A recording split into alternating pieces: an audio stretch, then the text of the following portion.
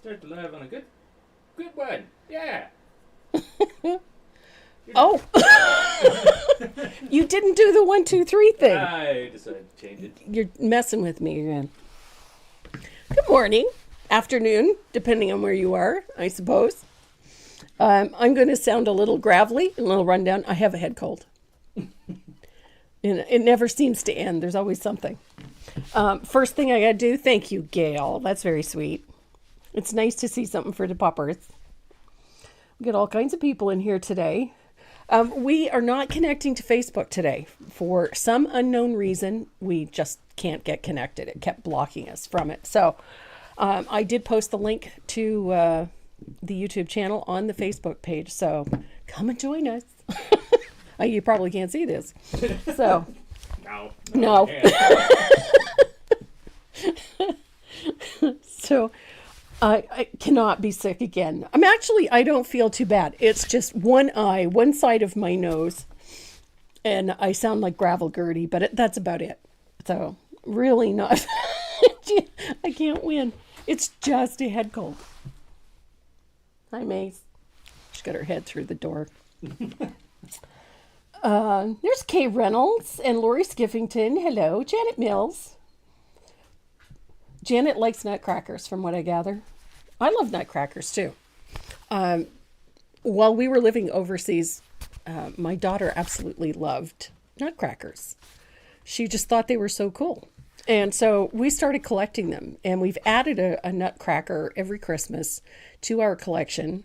And a few on and off, depending, from traveling and whatnot. And so we have probably about 120, 125 nutcrackers. It's a lot of nutcrackers.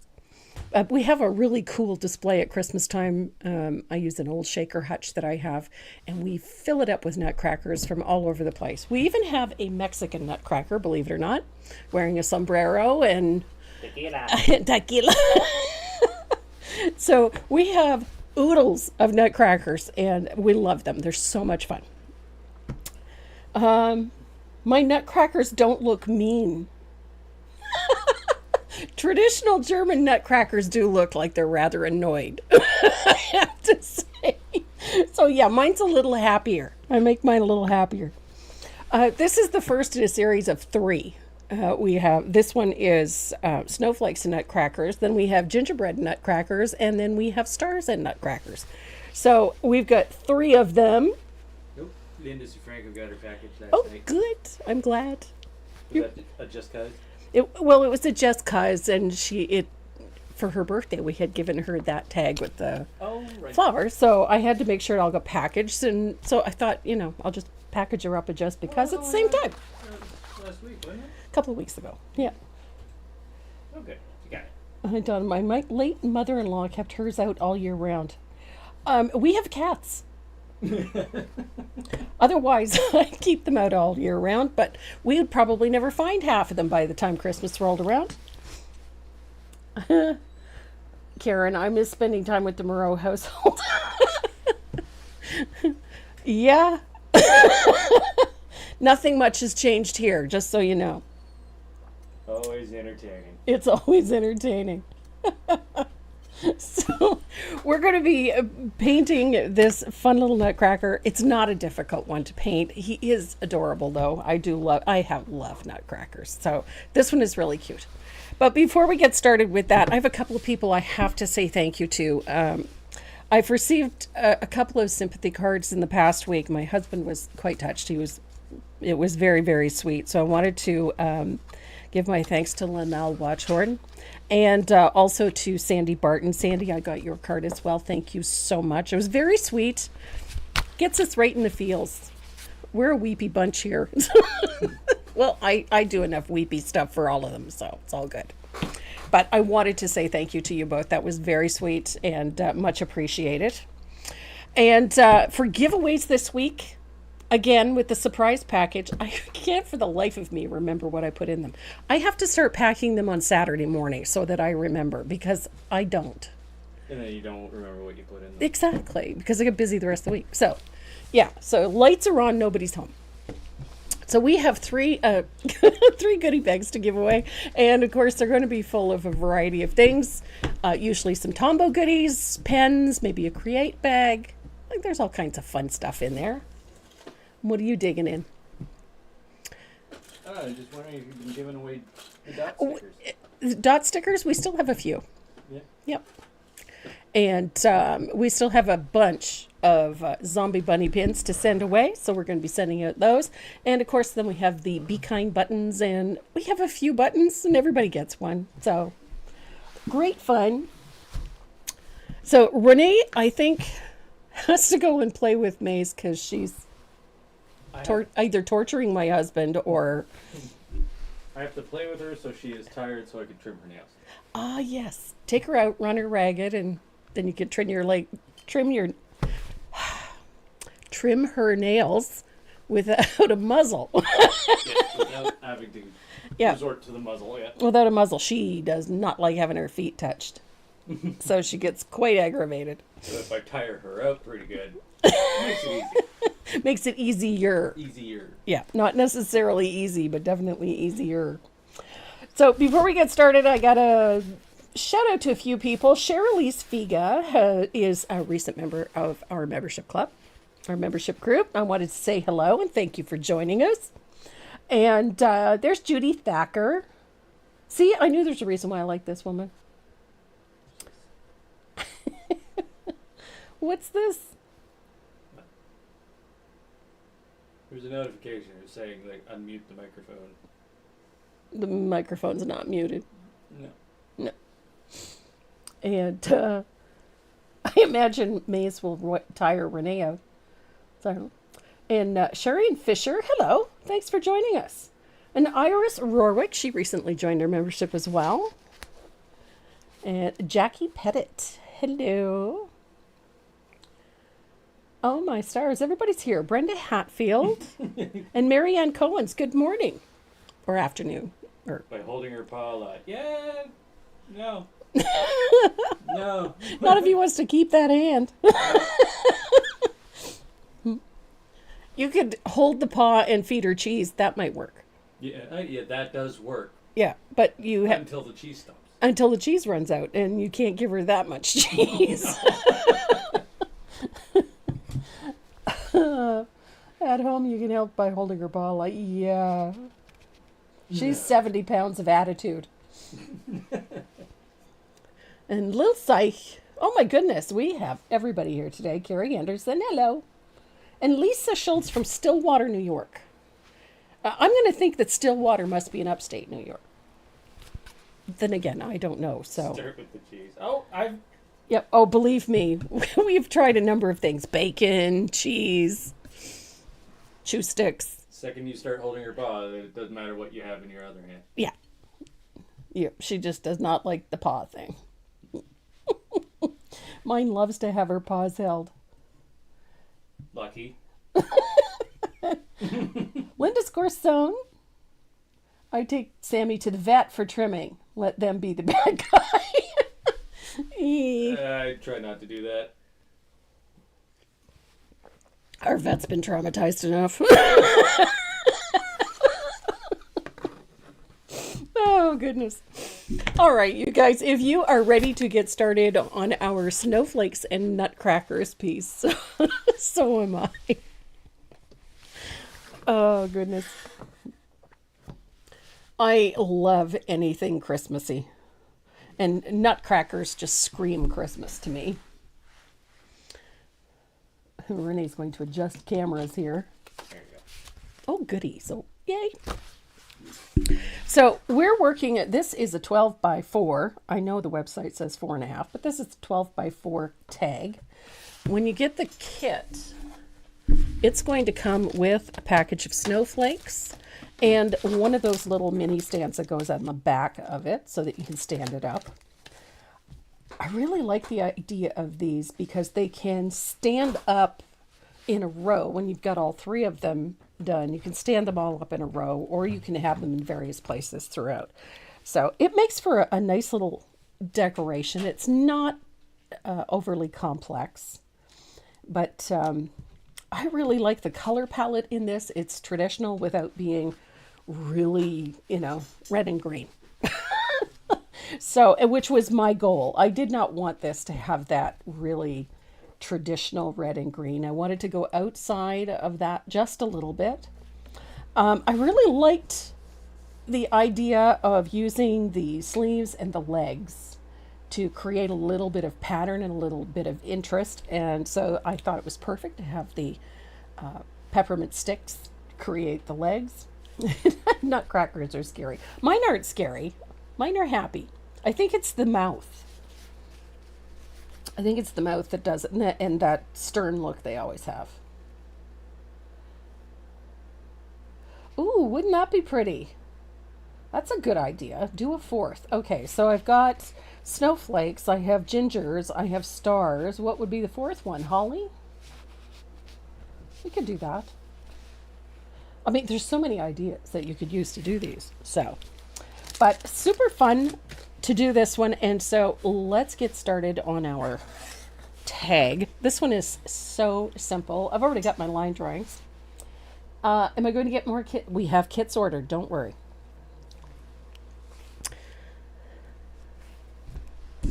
I have lots of kits ordered. So we're working with, this is one of my favorite star stencils. And the reason I like this one is because there's so many different sizes. And I like the smaller stars. I don't necessarily want to have them glaringly obvious, but I wanted them back there for a little pattern. So we're going to start with a few stars, just to, up here, are going to be a little brighter than most of them. And the color that I used for this is Baby Duck. I like Baby Duck. It's a soft yellow. I didn't want anything too bright. So I'm using a little bit of Baby Duck, if I can get it out of the bottle. Okay. And I'm using a 1/2 inch stencil brush for this and only a little bit of paint. We're going to sand the bulk of this off. So we don't really need to have 10 tons of the paint on there. We're just going to use this as a background image. Okay, I need a little more paint than that. There we go.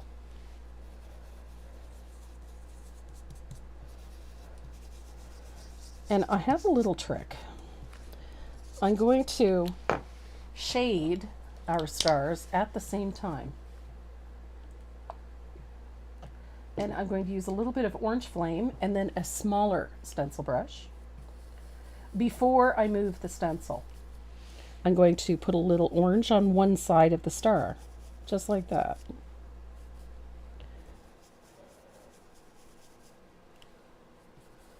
It doesn't matter which side of the star, quite honestly. It's just a little blend of orange just to make our star stand out a little. Just a little. I don't need it to be overly involved. There we go. So you have stars with a little orange in them. It brightens them up quite a bit.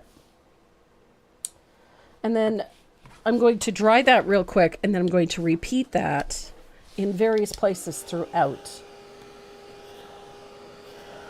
all over, in and around our Nutcracker.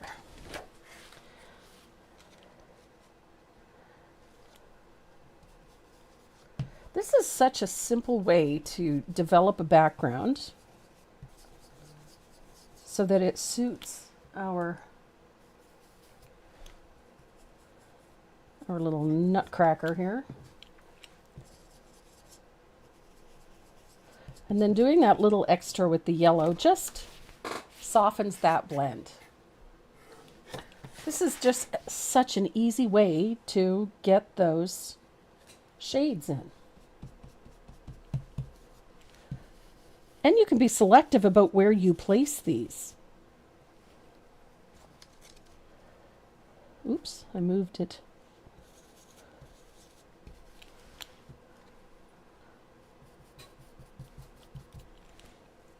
And I love the fact that you get stars with a variety of sizes. So this way,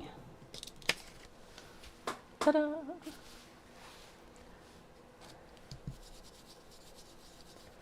And a nice big one.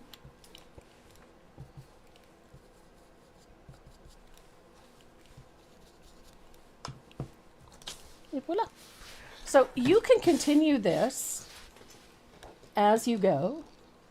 This does make a lovely star, and it's such a simple way to create a really nice background. So you can do as much or as little of this as you like. So if you prefer to just have it up top, then just do it up top. Yes, the star stencil is in stock. We have lots of them.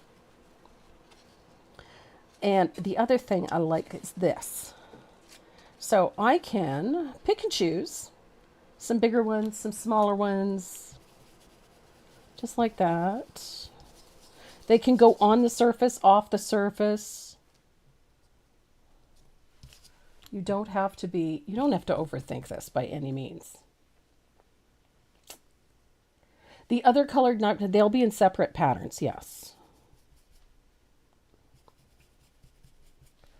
They're going to have different colored backgrounds, different colored uniforms, different themes.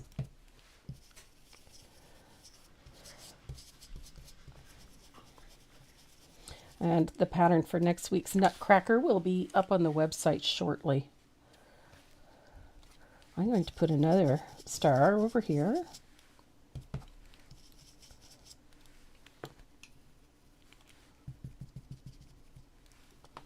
Ta-da! So easy peasy. As I said, you don't have to have them all over the place. You can keep this so simple. It's entirely up to you. So, oops. Put a star there. I like the idea of just having a smattering of them as opposed to, a fully involved background.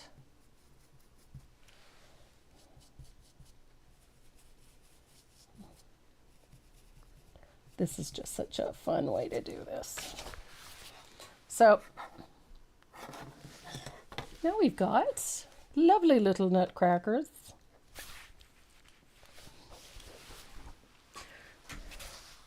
Now I added, the one thing I do love, I love snowflakes. I absolutely love snowflakes. I just didn't want to have too many of them on this background. So I chose this stencil, which is M254, because it's got these nice tiny little snowflakes in there. I mean, the largest one in here is like about a half an inch or 3/8 of an inch. And we only needed a few. So if you have a snowflake stencil, doesn't matter what brand, as long as it's got some nice tiny one. Hi, Donna. Yes, the gingerbread nutcracker is the one we're doing next week.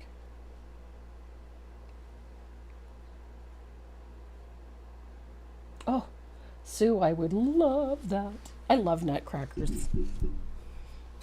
And we have them from this big, like 2.5 inches, to 3.5 inches to about 4 feet. So we have them in a variety of sizes. But one of my favorites, we have a Nutcracker rocking horse that I absolutely love. I just think he's marvelous, and he has the soldier sitting on the back. But I was in Las Cruces, New Mexico, teaching, and one of the my hostess there, she was such a lovely woman. She took me to the Christmas shop, and I found a Mexican nutcracker. He has a sombrero and the sarape and the whole 9 yards, maracas and the whole thing. He's absolutely fabulous. So I have a Mexican nutcracker, and he's fantastic. I love him. So we're going to sand this lightly because I want soft stars. I don't.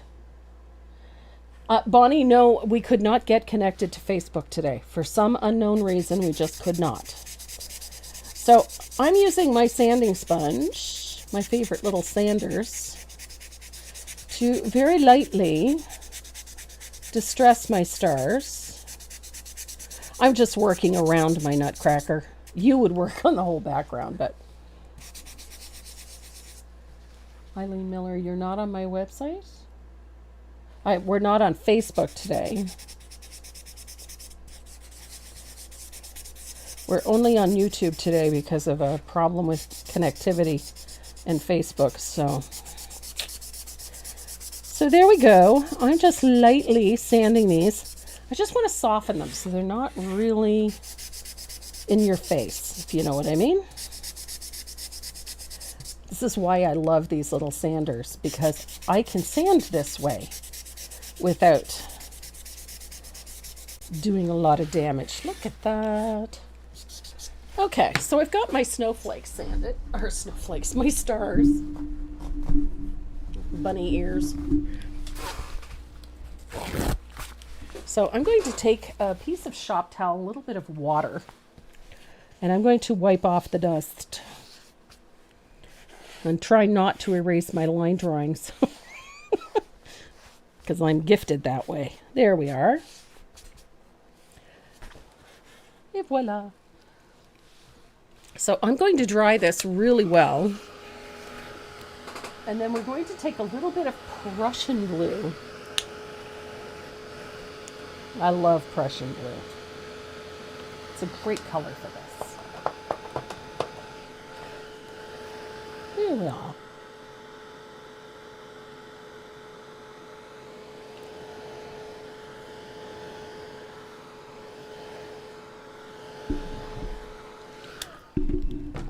I love using stencils in a background. It just, you can do so many cool things with this. I love my rocking horse. He's about this big, maybe about a foot tall. He's just beautiful. Yes, Iris, I'm sorry. I didn't tell you what the background color was. The background color is deep midnight blue. I blanked on that one. Sorry about that, gang. So, we're going to take a nice big angled shader and a little bit of Prussian blue. And we're going to put a nice deep float all the way around the outside edge. Doesn't have to be perfect. We're just going to add a nice dark shadow to the outside edge. Just like that.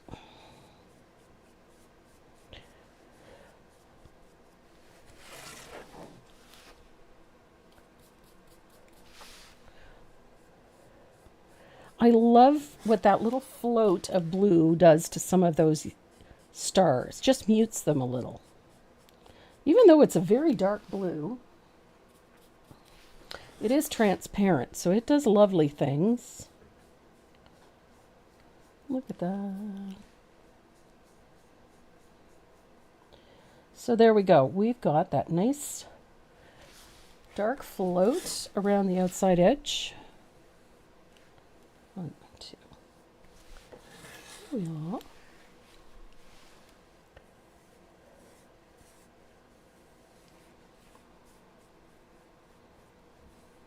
There we go. And I'm going to dry that, and then I'm going to use a small amount of lamp black just to deepen our edge even further.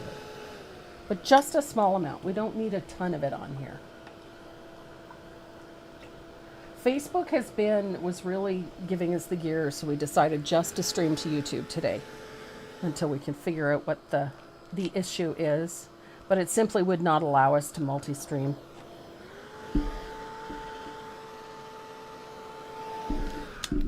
So, picking up a little bit of lamp black, I'm going to blend this out quite a bit because I don't want this color full strength. And we're going to put that nice float around the outside edge just to deepen that shading all the way around.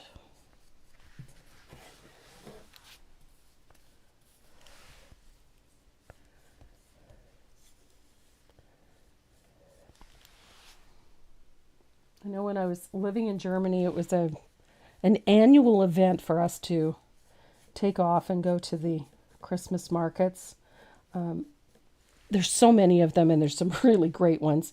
My favorite was always the Nuremberg Christmas market, the Weihnachtsmarkt. I have always loved that one. It's inside the old walled city. And the city itself dates back to like the 10th century. It's crazy. And it's a beautiful walled city. And so going to the Christmas market there was an annual event. We loved it. And almost every year added to the collection. So I have all sorts of nutcrackers.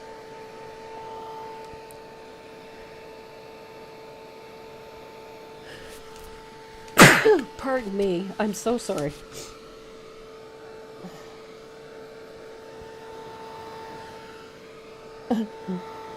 So there we go. We've got our nice little shadow on the outside edge.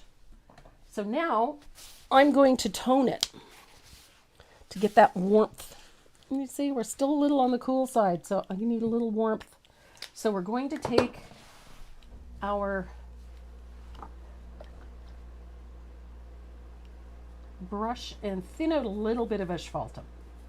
And I mean thin. I want it transparent. I don't want to turn it dark brown, but I want to soften everything, warm it up just a little. So we're going to brush a little asphaltum over everything.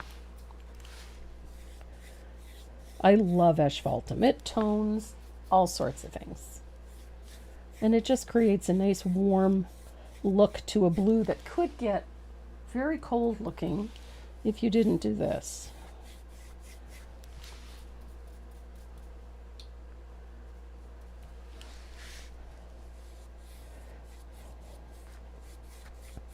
I know, I use asphaltum in almost everything.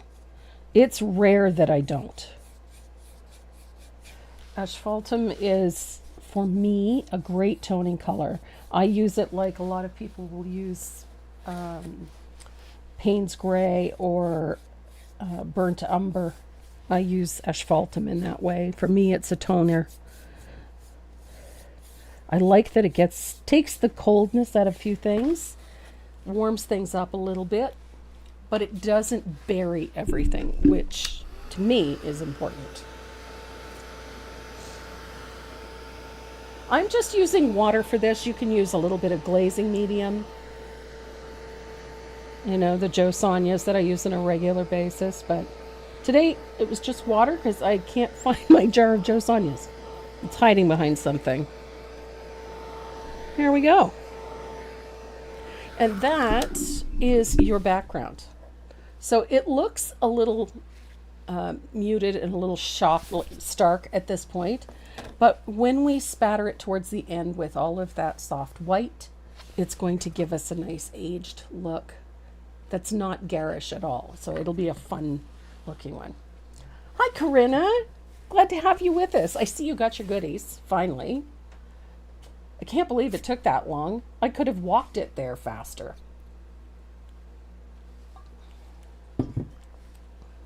Corinna just lives across the Bay of Fundy from me.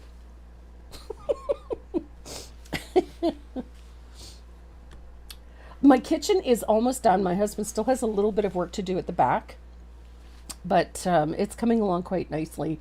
I love it. It looks very rustic. I love the roof, and I really like it. It's quite nice. Yeah, the pattern and the photos will be up because I'm still doing a little bit of work on the gingerbread. So you'll see it. It'll be up on Monday.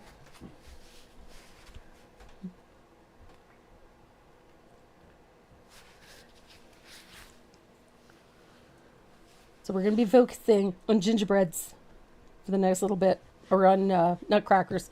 I really love this one. This one is just, I love the colors in it, and I love the candy cane thing. So we're going to start with our little guy's face, and the color that I'm using for his face is cotton candy. I mean, I don't often paint with pink, but I really like cotton candy. And it's a great tone for this. I wanted something a little bright. Yes, you will see pictures. I promise. My husband, I needed like a sheltered place for the barbecue and for my smokers, and he built me a lovely little. It's so cool. I love it. He's been a busy fellow this summer. He's built a deck and he's built the kitchen and he's put up the gazebo and like so we have a really nice seating area in the yard now. So I had to grab a round. I couldn't find my. Oh, there's my medium. It's hiding behind my brushes. I'm having one of those days. You ever have one of those? Couldn't find my butt with both hands.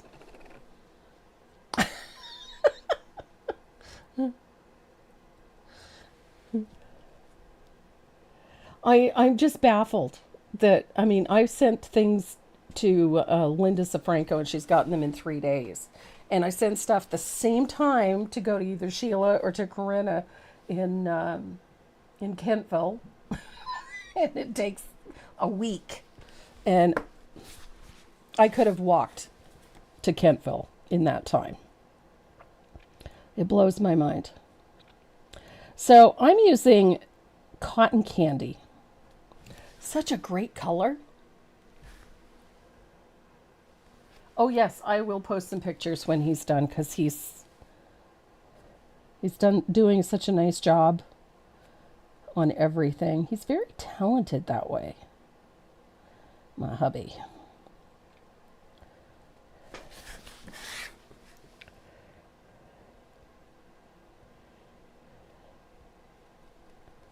I wanted a practical space, something a little bit sheltered. And it was more for the shelter than anything. Because, you know, it gets a bit windy and rainy.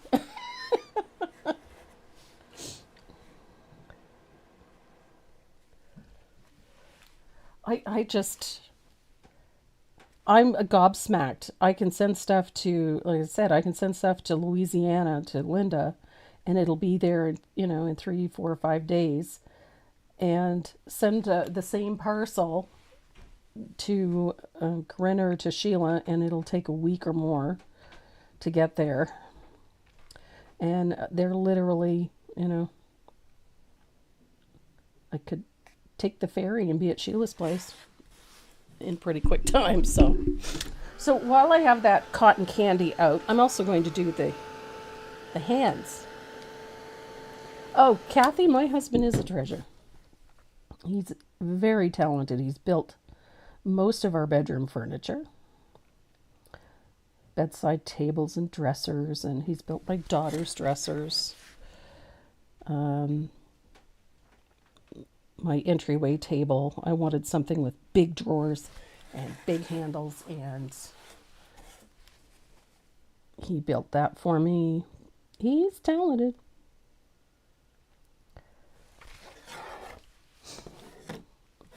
He designs and creates them and then makes them, and they're beautiful. I like rustic furniture, so fairies went to half price too. I know, right? Get the fairy in St. John. Brace yourself, Sheila.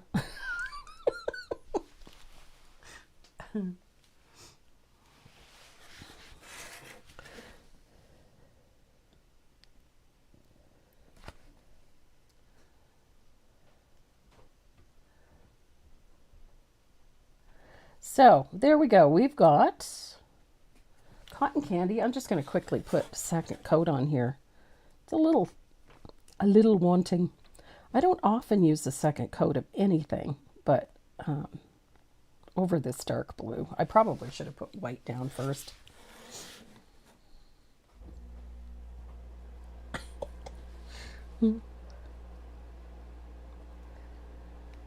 Yeah, you take the ferry across from St. John to Digby. And it wouldn't take very long to get from Digby over to Kentville or over to where Sheila's at. It'd be worth it just to go walk the beach. Does Renee take after him? To a certain degree, yeah. Not with furniture, but he's handy with mechanical stuff, so.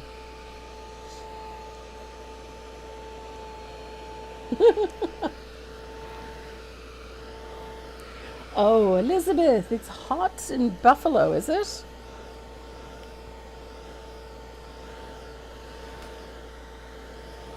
There we go.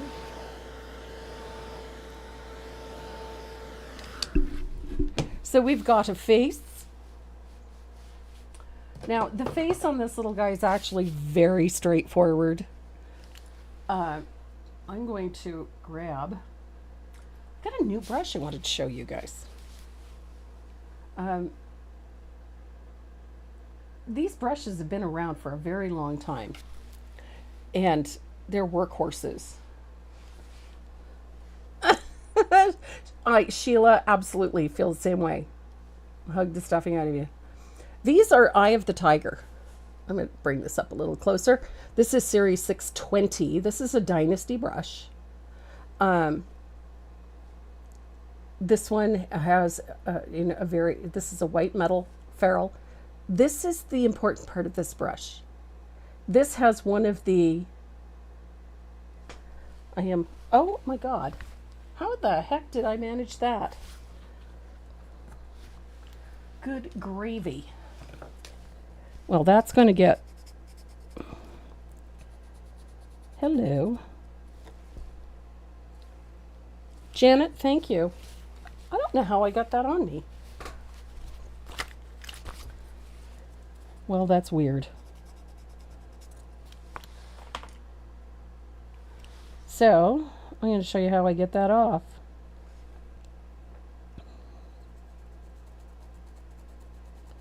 Oh, and of course it's dried there.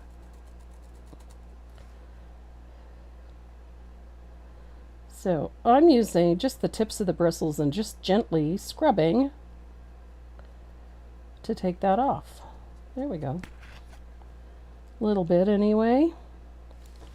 But I'll go even easier. I'm going to base coat over it. Good grief. How the heck did I do that? I've got orange paint all over me. Good to know. Thank you, Janet. Lick your finger and wipe it. Yeah, that didn't work. It had dried. These are, yeah, as I was saying, these are the Eye of the Tiger. They're an inexpensive brush, but they put the money where it belongs, and that's right here on that filament. They're fantastic. Inexpensive, but they work great. So I'm going to be playing with that today.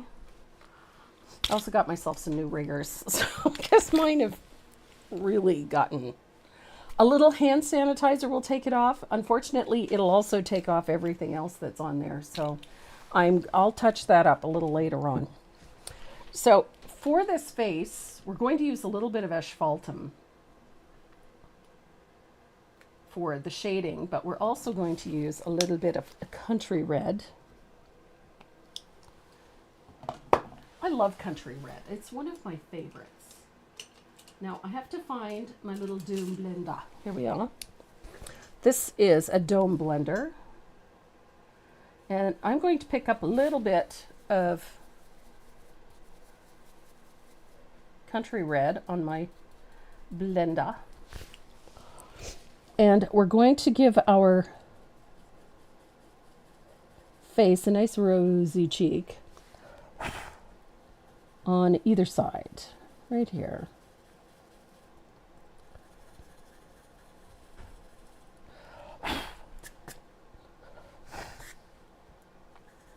Now, I don't want a perfect round dot. Of course, you can paint it that way if you like, but I prefer just a dry brush on the cheeks, like so.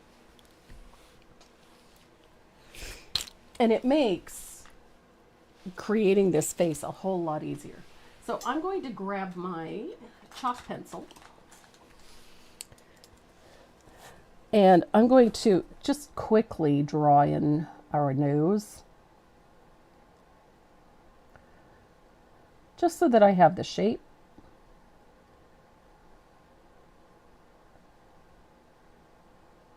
like so. I know you guys can't see that, but I can, and right now that's all that I need. So we're going to, with that giant tiger, oh my gosh, eye of the tiger. Yeah, just pop a star over it. Exactly. Now you're thinking. So I'm going to put a shadow down the left side of the nose and right there.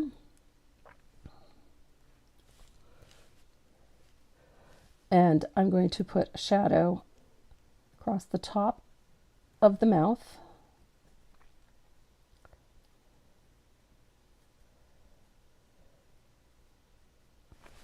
And on either side of the face. All the way up. Like that. And then I'm going to dry it because we're going to go across the top and otherwise it'll just take it out.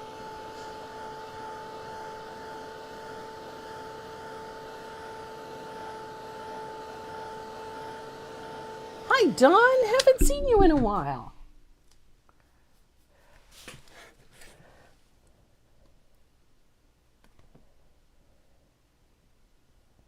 So then we've got a nice little float of that asphaltum underneath the hat. Just like that. So across there, I really like having that little nose.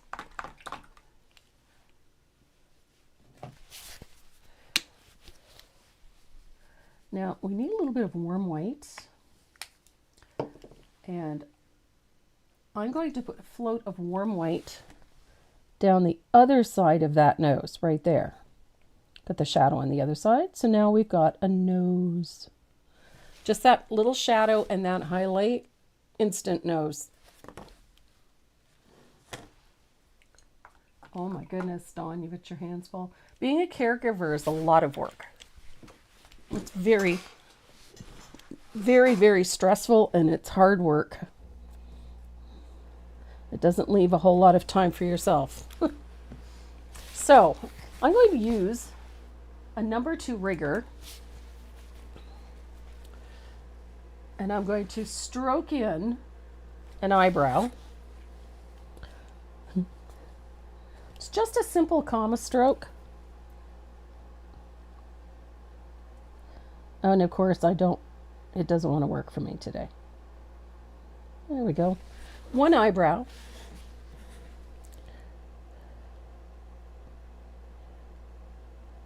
Two eyebrows.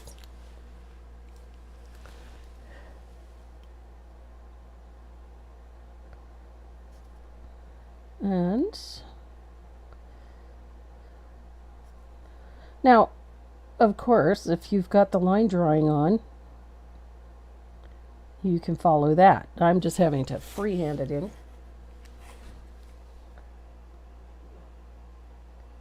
Et voila.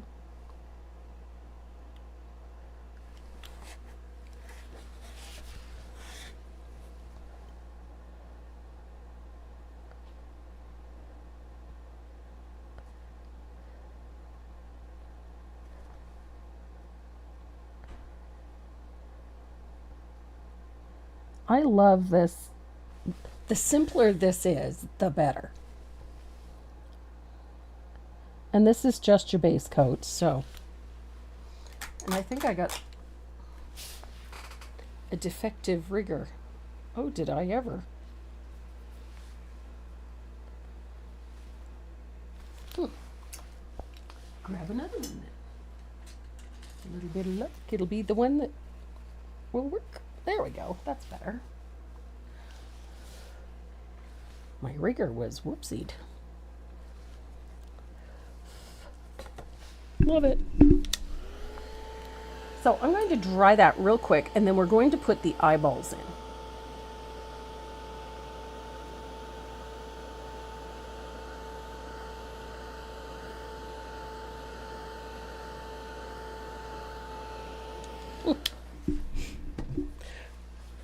One of my favorite tools for doing eyeballs.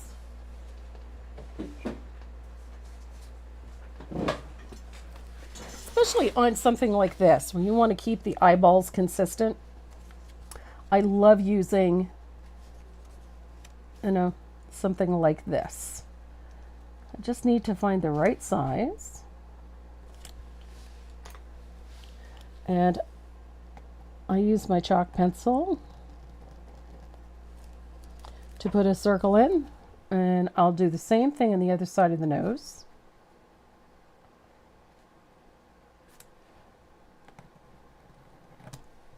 And that way I can see whether or not they are straight and level, which they are fine. So I'm going to use my rigger to paint in the eyeball.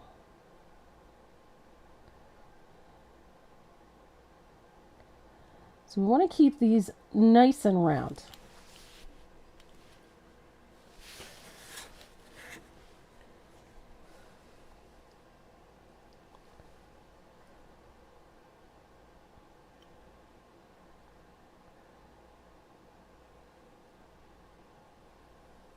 Now, of course, you can always use the stencil and a stencil brush to do this.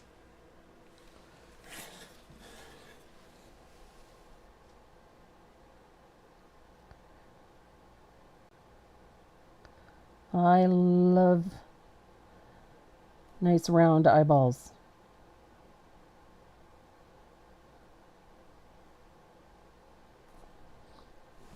And that way we have nice, consistent eyeballs. So let's dry that. This guy's going to be so cute when he's done.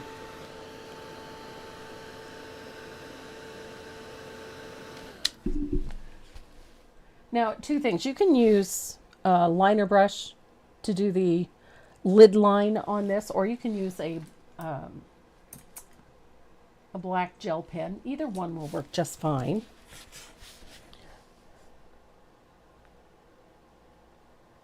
I like the black gel pen because it gives you a little flexibility.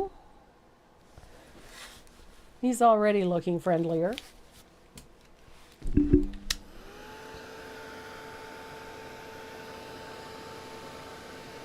So I'm going to use that angle, and we're going to put highlight on the left side of each eye. So just a weak float of warm white on the left side of each eye. Just come in from the edge just slightly. And then each eye gets a dot on the left, right on the edge of that highlight.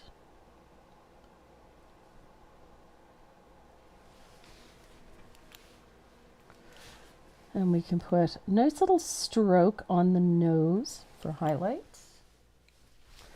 And I want to fix this eyebrow because it did not have a nice point. There we go. I think he's just got that, kind of that old, almost a Santa Claus face. He looks friendly enough. And then we need a highlight on each cheek. Right there.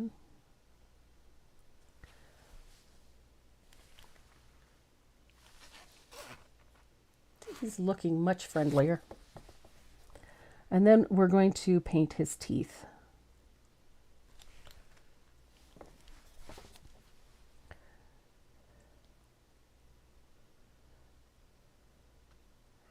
When you go to the Nuremberg Christmas market, there is a shop right on the main square called Weihnachtshause, or the Christmas house. And just inside the door are two absolutely magnificent functional nutcrackers, and they're about, I would say, about 7 feet tall on either side. And their mouths do open. You need like 2 people to lift the coattails to get his mouth to open, but his mouth does open. They're just spectacular. And they have a Christmas tree in the center of the shop that goes up for 2.5 stories. It is just the most amazing Christmas store, and very traditional European Christmas. Love, love, love everything about it. So we've got his teeth done. Let that dry.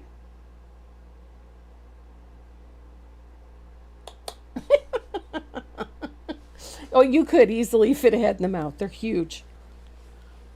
So I'm going to come back to using my round because we're going to do the beard and the hair.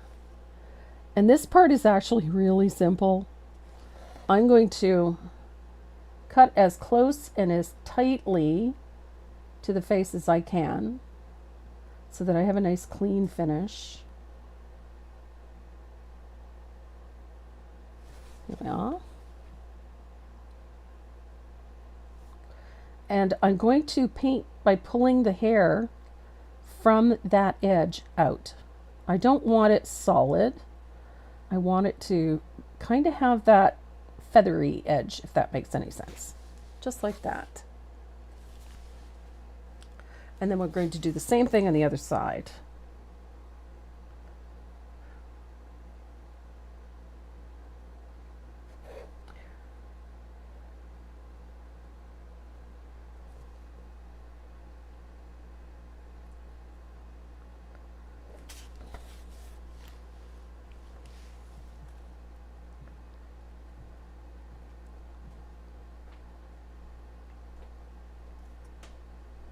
Just like so. And the beard is going to be very similar. But for the beard, I'm going to leave a tiny little space around where the teeth are. Just a nice narrow line, just to keep them separate.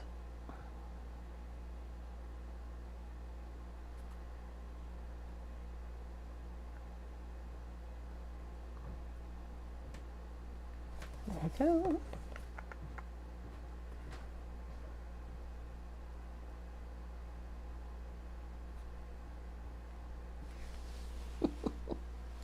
I love this little guy. I think a Nutcracker should be happy. I just saw something that irks me somewhat.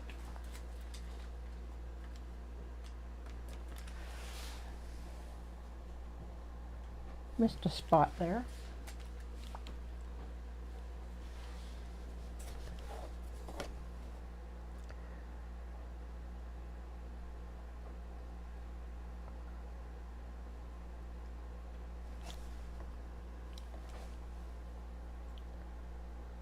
There we go.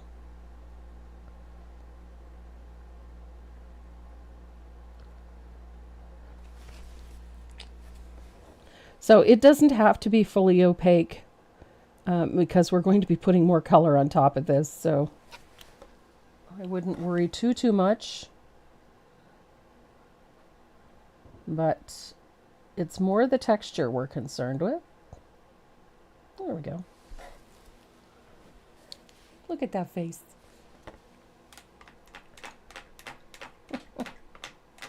He has kind of eyes. Yes, I agree. You saw him blink, Heather? I don't know. There's just something sweet about him, I think. So let's grab that round brush and lamp black. We're going to do his hat.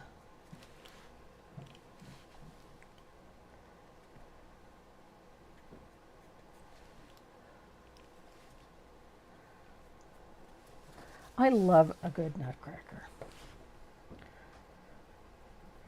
I have one that is dressed entirely in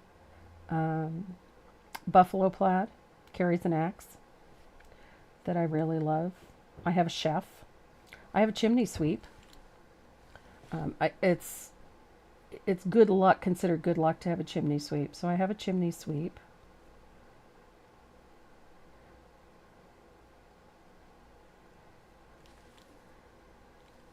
I have quite a few different ones. I have a lot of the very traditional ones, just in, slight differences in their coats. I have a postal worker.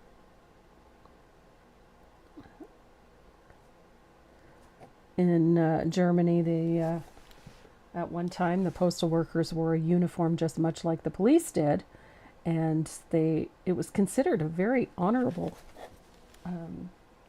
trade to work in the postal industry. And so they had a beautiful uniform.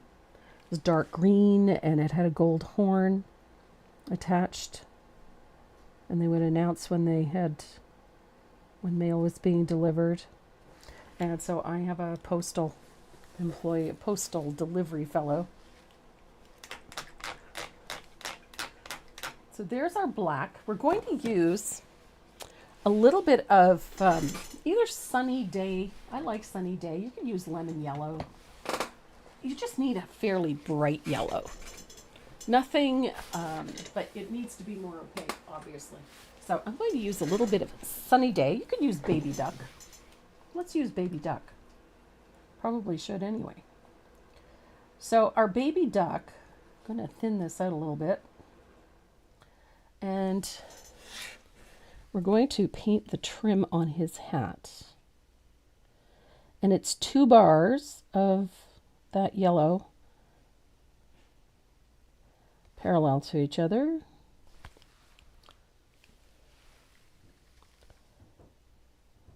One is just slightly larger than the other. And make sure that it comes directly up to the top of the face. You don't want a hard line there, but there we go.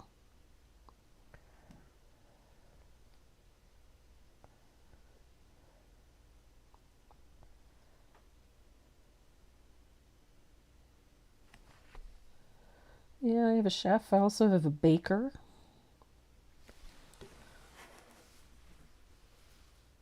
Look at that. Oh, you're doing a post office? Awesome. Sheila, your villages, your buildings are just so incredible. So we're going to use that same color on the epaulettes.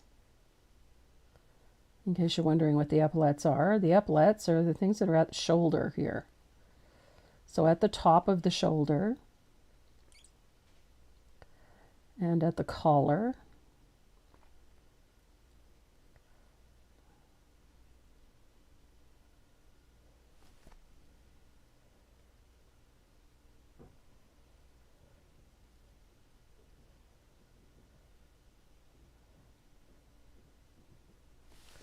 Those are epaulettes.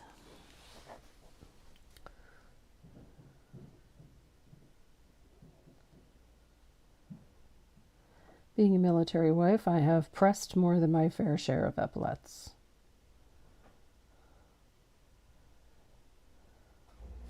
They come out of the wash, they're usually all scrunched up. Oh, you have a hockey one too?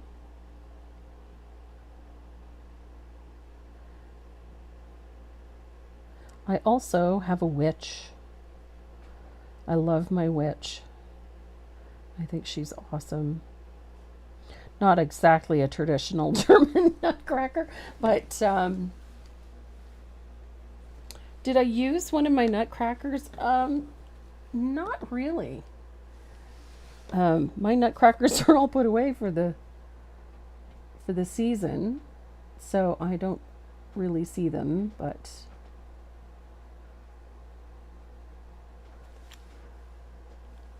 I tried to stick to something that was reasonably traditional, so.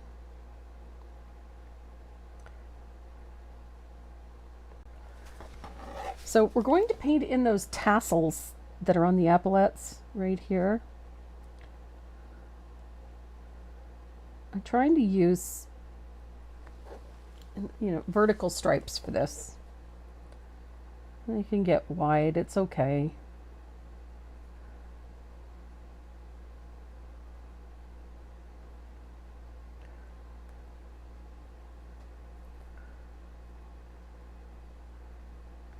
we're going to do a little detailing on these anyway, so they don't have to be perfect. So there is our yellow. We're also going to use that same yellow for the trim on the coat and the buttons, etc. But we have a few other things to do first. So I'm going to dry that. And then we're going to base coat the coat and the shirt. Baba Yaga is Russian. In German, Hexe is a witch. And mine, the one that I have, is a Waldhexe, which means forest witch. I also have a traditional witch, you know, the green face and the hat and the whole bit. But my Waldhexe is something entirely different. There is a witch in Hansel and Gretel. Actually, you are not far off the truth. Waldhexe, in the Hansel and Gretel movies, she didn't have the pointed hat and all of that. She wore a robe, and she always had branches and flowers and things growing out of her.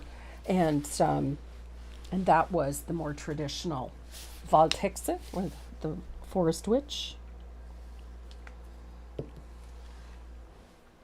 So I'm using Country Red for the robe. I tend to gravitate towards Country Red. It is, I think, my favorite red for a couple of reasons. It covers very nicely, unlike most reds. How many languages? I speak French badly. I used to speak German fluently, but not so much anymore. But I speak English and Italian terribly.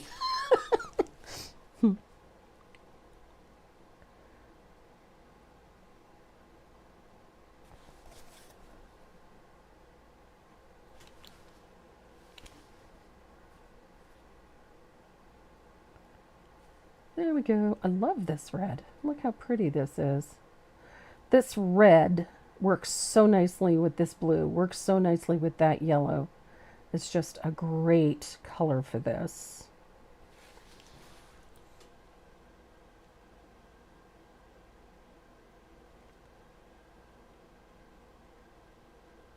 I remember that story, Janet.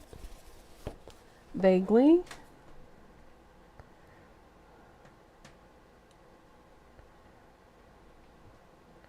So when I was growing up, our Christmas was Weihnachtsmann, or Santa.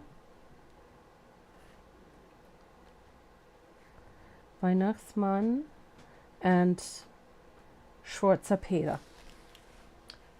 Schwarzer Peter was Black Peter, which was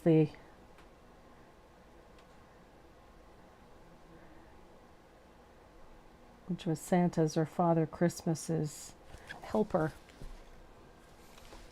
And so if you were given a gift and your shoes were filled up with toys and candy and whatnot, then you were a good child. And that was from Weihnachtsmann or Father Christmas, or Niklaus, Saint Nicholas. And if you were given coal, then that came from Schwarzer Peter, or Black Peter.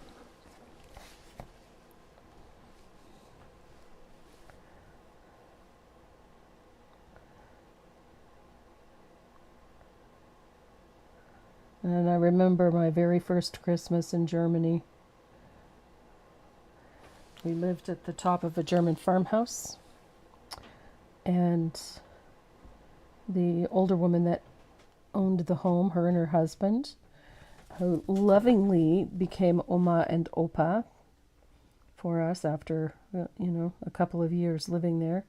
They filled our shoes outside the door with candy and small toys so that we could enjoy Christmas the way the Germans did. And so that was my first experience with it. chicken legs. What did I miss?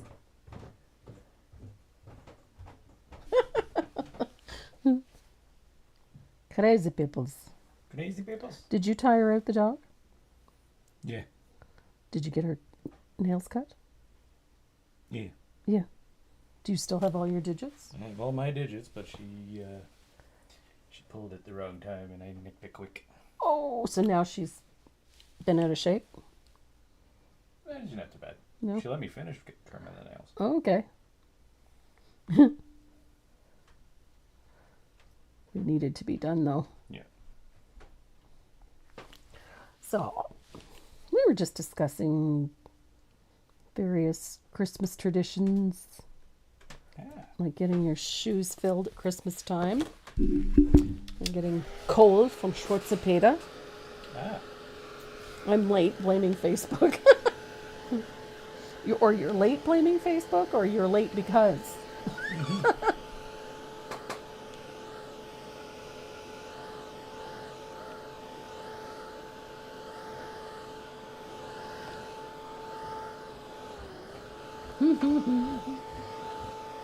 Yes, don't forget to hit the like button. If you're not used to watching on the YouTube channel, hit the subscribe button on that page and then turn on bell notifications. That way it'll let you know whenever we post new videos or when we go live. And it helps us out. So look at that. Nice red. I love this red on that dark blue. It's just yummy. But I wanted to get the red in so that we could do the rest. So there's a lot of little piecemeal things to paint on this, but honestly, not difficult to get it looking really good. And it doesn't really matter if you get all the stripes going, they can be all. Robin, your shoes, they would, just like we wrap everything, they would wrap it and put it in your shoes. Yeah, they don't just fire raw food into your shoes. It would all be wrapped.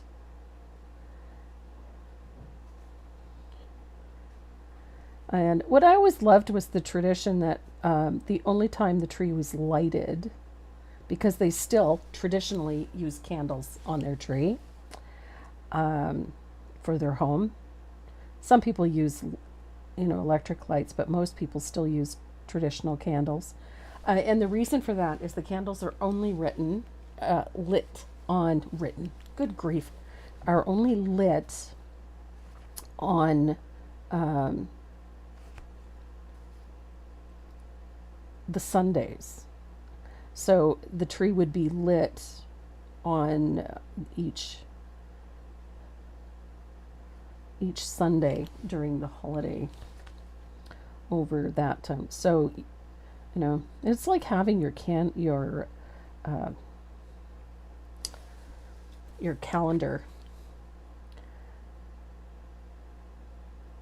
You eat from your calendar only on the day. Candles are lit on the Sunday. So, in accordance with oh my God, my brain's not functioning. Advent.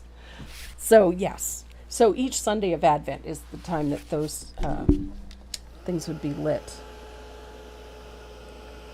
And in some places, the tree doesn't even go up. Hi, Tammy. Yes, all you have to do is just click live on the YouTube channel. Go to the live page on the YouTube channel, and you'll find all of the videos on there.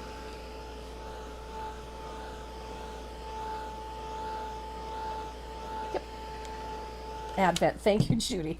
I could not get there from here. A steak in your shoe would be funny. So we've got our red. I'm going to grab my round. We're going to have to paint that white shirt. She's got an undershirt.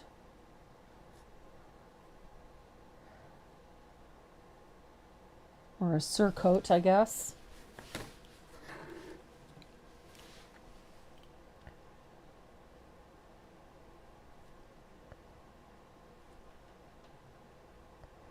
A little bit of white in there.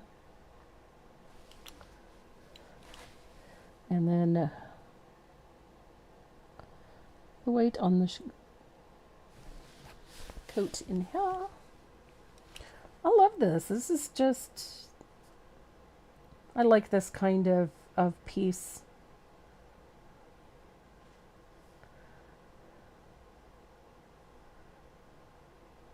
And I'm really quite inspired by this Nutcracker thing. Been having a little bit of fun with it.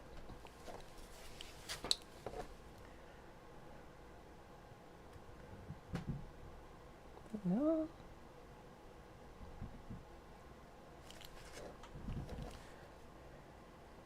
The whole point behind this little guy is just to keep things simple. I just don't think it needs to be more complex than this. I just love this guy.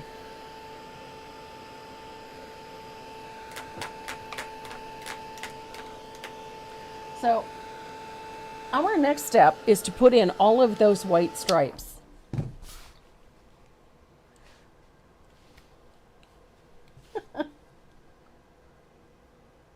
Yep. Yeah, in Holland they follow a similar tradition. They just put them inside wooden shoes.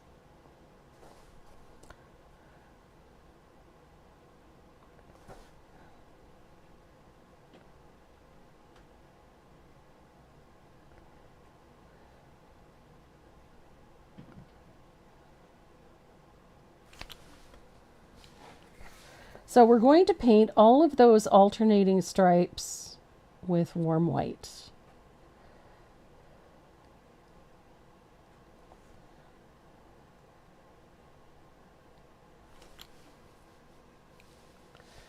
Now, of course, if you wanted to get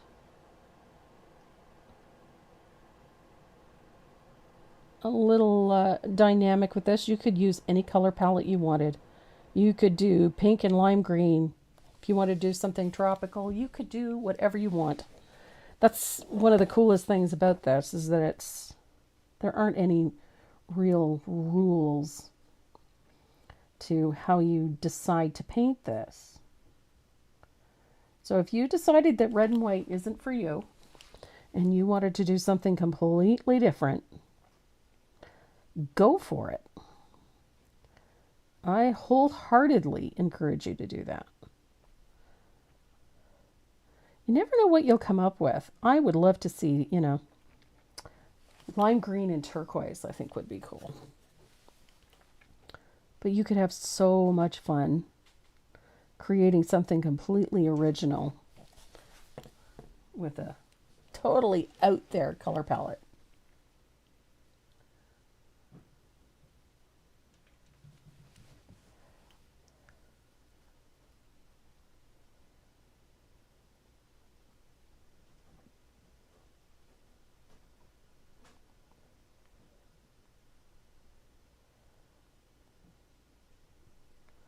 Ta-da!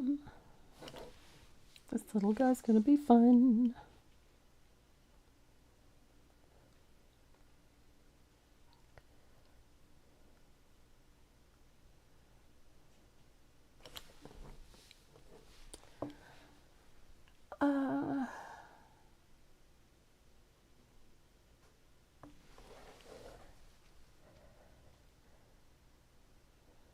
I lived in Germany a very long time, and I think it's a unique place.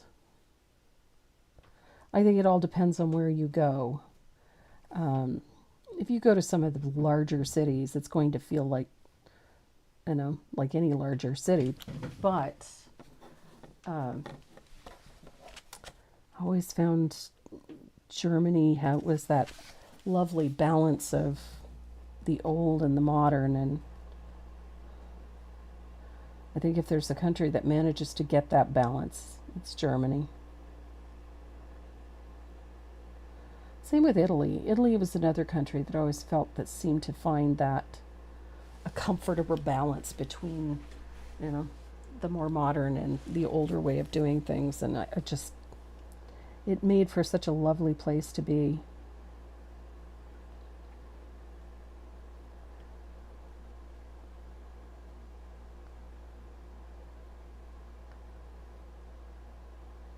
But for me, the living and traveling in those places, I always preferred, I prefer and still do prefer to eat like the locals, to shop like the locals, to learn how they do things. And I think it makes a difference if you try to live the way they live instead of trying to live like you would live in your own country. It just, you experience much, much more.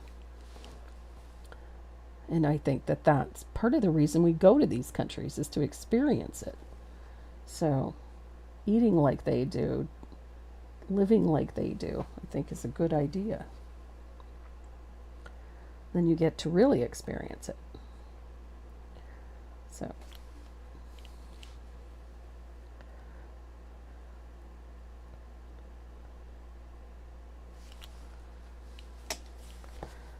So I have always enjoyed trying all of the new foods, the traditional foods. And of course, because we lived there so long and my daughter was born there, we had have a tendency to incorporate a lot of those traditions into our own ways. So I do cook like a German a lot. Was the Mexican one different colors? Oh my goodness, yes. Every color of the rainbow. The bright oranges, the bright greens, the serape is like a rainbow. It's incredible. And then the sombrero and the serape and the boots and everything about it. The maracas, everything is extremely colorful and not traditional Christmas colorful.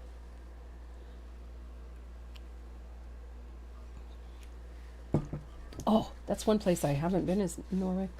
I love Germany.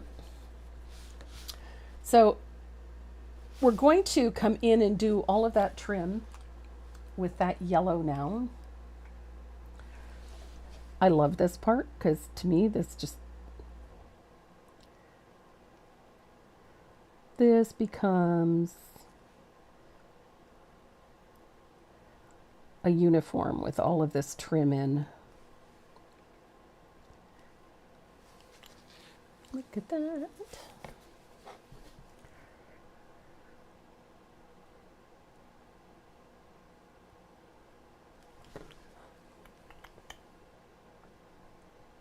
Might have to do a couple of coats of this yellow because it's, ordinarily I would put white underneath it, but it's covering well, but I would like it a little brighter.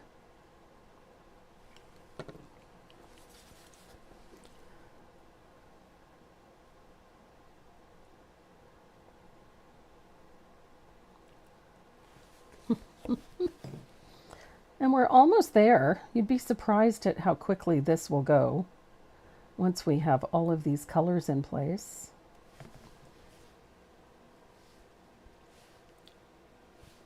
I think he's so cute.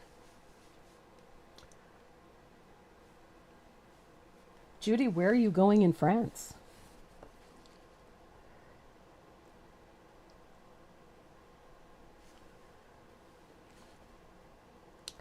France is beautiful.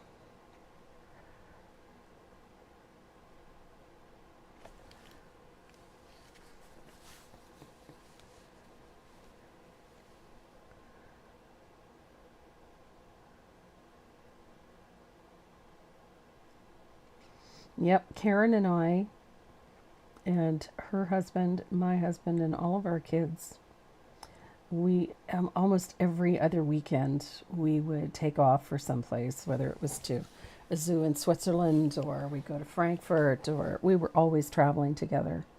It was always so much fun. It's a great way to spend a day. Just little day trips here and there all over the place. We saw so many cool things. And our kids had so many nifty adventures.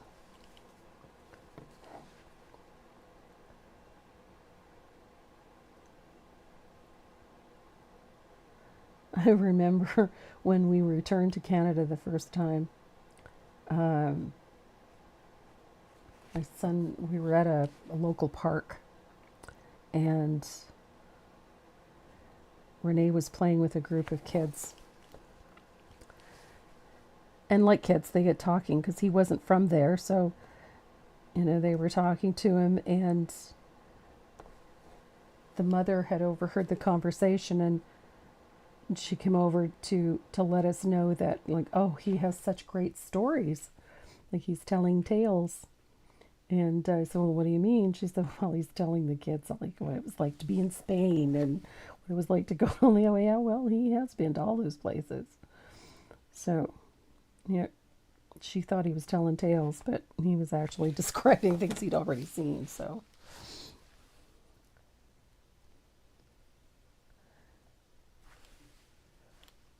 it's a remarkable experience to be able to give your kids that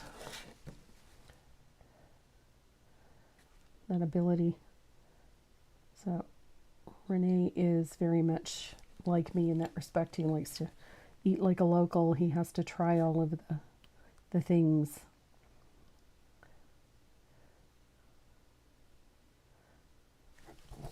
There we go. Look at our Nutcracker. Nice layer of pollen on the lake. What's for dinner tonight? Tonight I'm making burgers on the grill. It's a nice day, so burgers on the grill.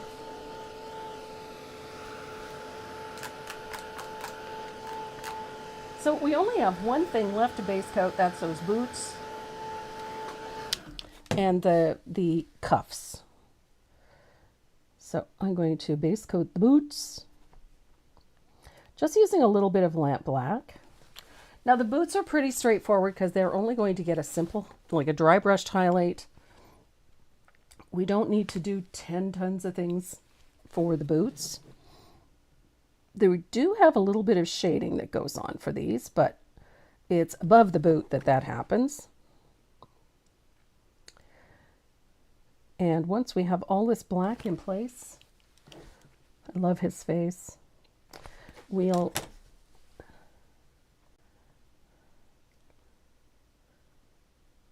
here we go.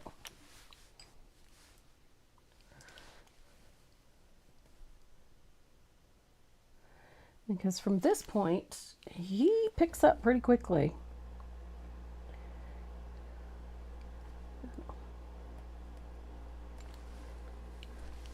And then we'll have some fun.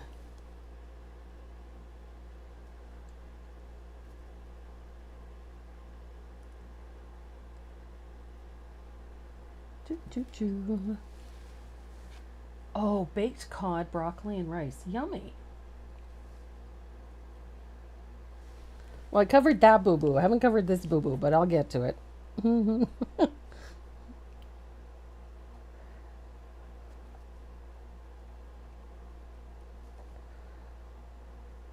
There we go.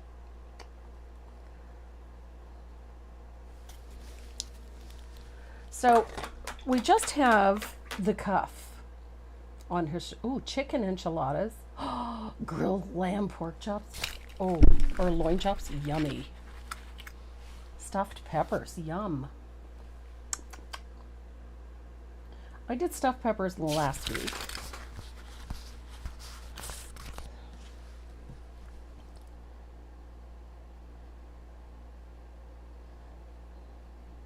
Last night, what did we have last night? Last night we had pizza and wings.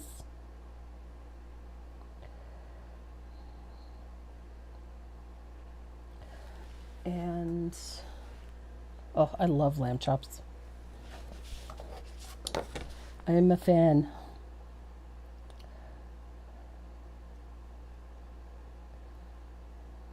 And the night before we had steak. Before that we had hot dogs. I did do some baking this week. I also finished off my limoncello.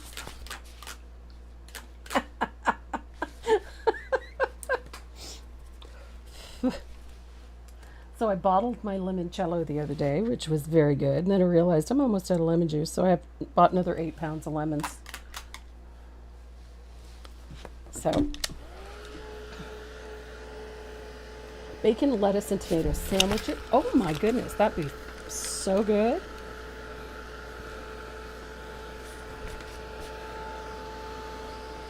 Yeah, I'm not a huge fan of pizza. I'll eat it. And I actually have had pizza I really like, but I could think of 100 foods I would rather have than pizza. But I have a pizza addict in the family, so pizza it is. My husband loves pizza.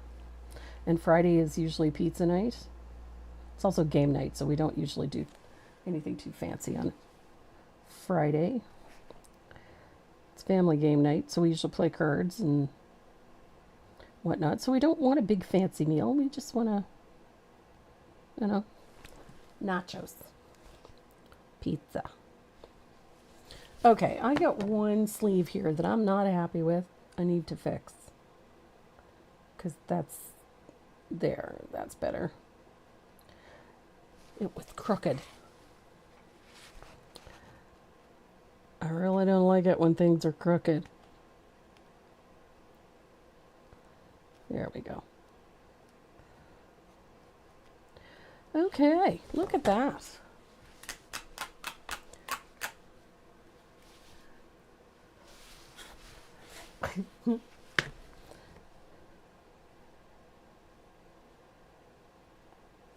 I'm just going to put another little coat of warm white on top of his moustache because it was looking a little peaky. There we go.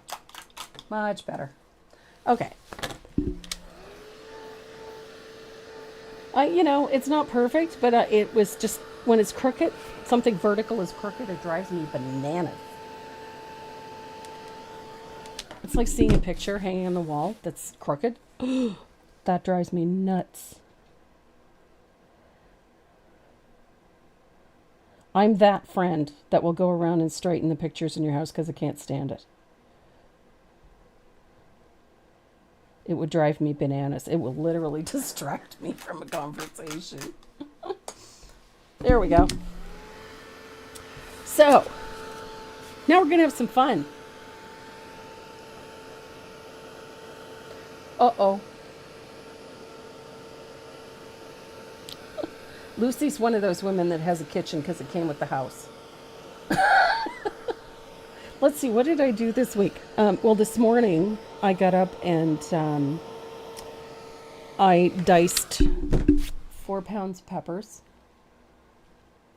and about 2 pounds of carrots, about 2 pounds of celery, and about 1.5 pounds to 2 pounds of onion, and put it all into a big bin, mixed it all together, and I scooped 4 cups of each into Ziploc bags, added 2 tablespoons of minced garlic to each bag, closed them up, sealed them, and put them in the freezer. And now I have spaghetti making and fixins to last me quite a while.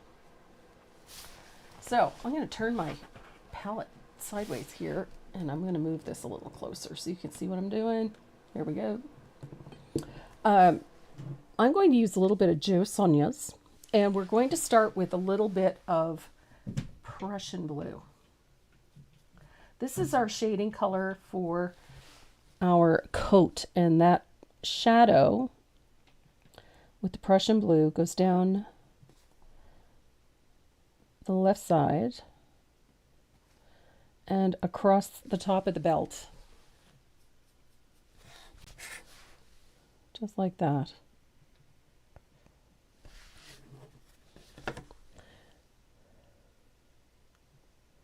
Right to the edge. Take it right to the edge of the red.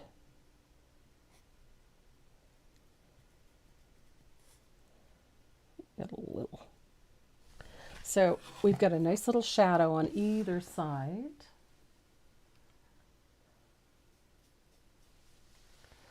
And I'm going to do the same thing to the lower half of the jacket right here. And I got way too much Prussian blue in my brush. So I'm going to start pulling a little color off. Pull it across and down the other side. There we are.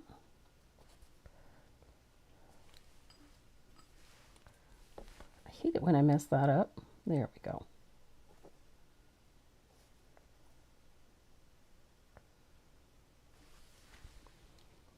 So it's got a nice little shadow on both sides. I'm going to rinse out my brush. I have a really good one, Karen, for pizza dough. It's a yeast one, and it's best if you make it the day before. Do I ever sleep? Yeah, I do sleep. So we're going to shade the arms with Prussian blue right over the white, all the way up to the top of the arm, just like that.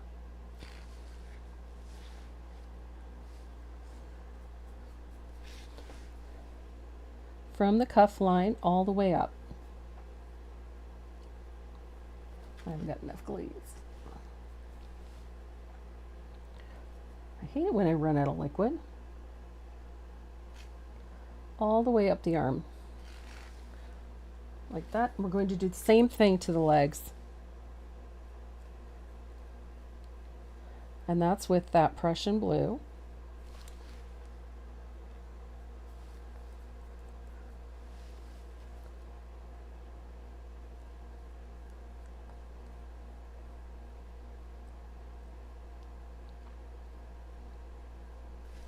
And then we're going to dry that.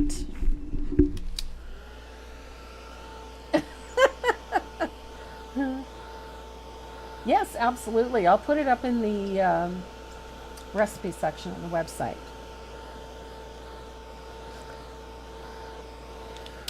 Okay. So we're going to make a smaller float on the opposite side, meaning just a little narrow one. Like that.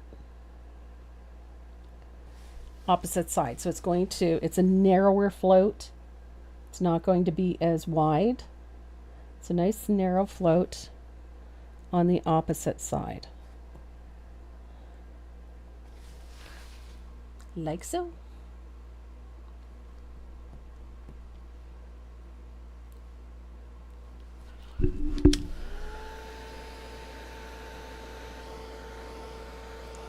And then we're going to go underneath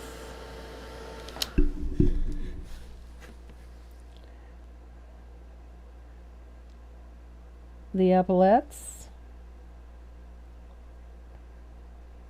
like so, and underneath the coat right at the top of the leg, right there.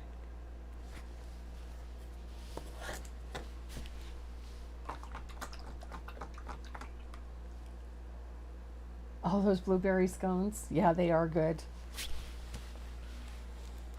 Try them with dried cranberries or fresh cranberries. They're fantastic. Especially if you use the fresh lemon juice in them, they're delicious. I wouldn't have time to do a cooking show as much as I'd like to. So on our peppermint here, we're going to pick up a nice float of warm white, just like that. Blend it out a little bit. You don't want it too strong. And we're going to come in from the edge about, I'm going to say 1/8 of an inch, right there. And we're going to put a float of warm white straight down. And it's coming in about 1/8 of an inch from the edge.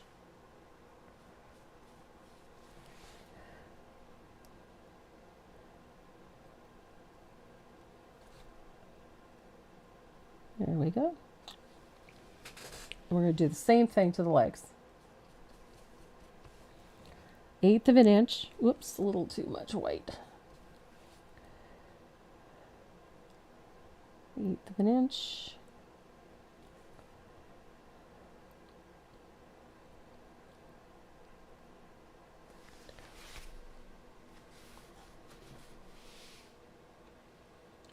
See your floats. Now you're going to need your liner. And you're going to thin out a little bit of warm white. Just a little. We just want it thin enough to give us a nice bright line. We're going to come in just slightly from the edge of that highlight, and you're going to paint a straight line all the way down. Nice bright white line. Just in from the edge of that highlight. There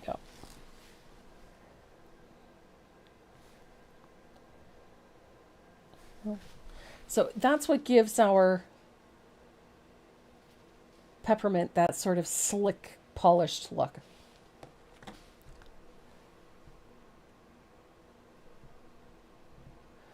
I like 1 or 2 coats. If it doesn't cover well, give it 2 coats.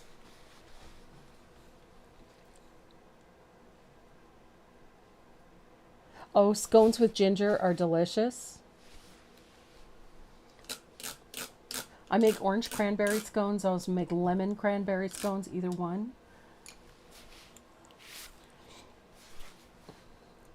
So looky. So we're going to take, I love this. We're going to take our dome blender. You can use, let me show you something really cool. You'll find it. There it is. I've got a teeny tiny stencil brush. This one's about 1/4 of an inch. It's an itty bitty one. And I'm going to pick up a little bit of warm white on my tiny little stencil brush. And I'm going to blend it, swirl it in my brush. So that I get a nice dry brush. And we're going to add a highlight using that stencil brush. Just curve. Follow the curve of the body. We're going to do that on both sides. Like so. There's your dry brush. Going to do the same thing here.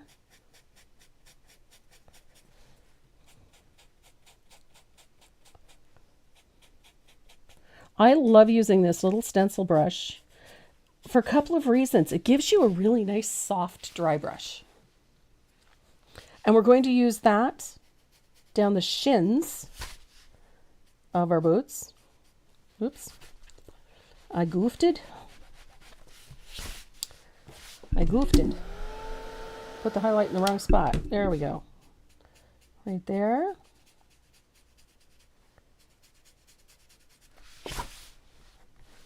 And then we're going to do the same thing to the toe of the boot.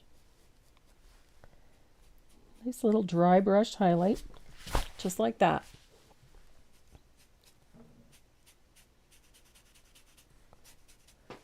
And then remember, this has got a strap across the top, so we're going to put a little highlight there as well.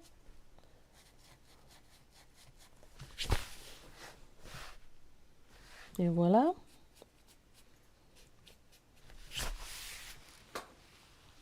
This little guy is so easy. Now the top of the hat. We're going to start with that dry brush in the center of the hat and work out from the edge, out towards the edge, but it's following the shape of the hat. So remember, the hat's kind of wedge shaped, so when you're putting in that dry brush, follow that shape. And then just focus so it's a little brighter in the middle. Like so.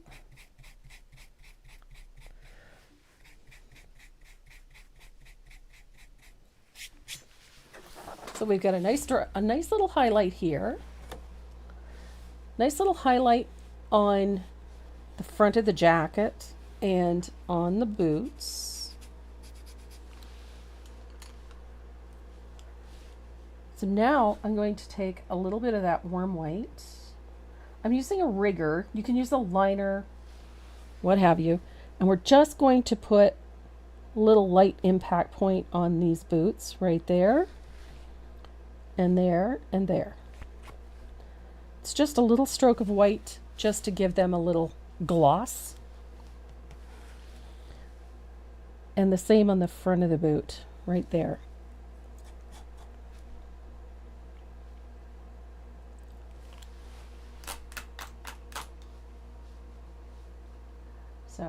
to grab some lamp black because we forgot something, or I forgot something.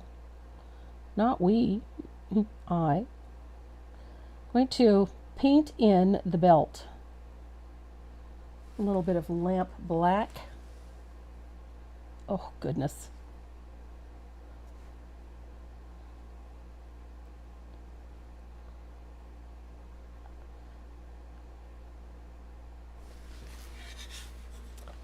I love this little guy.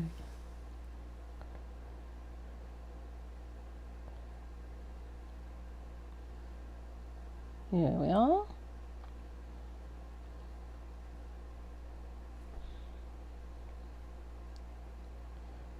And don't forget that little bit in the center of the, oops, belt buckle. Heather Clark. Where are you, Heather Clark?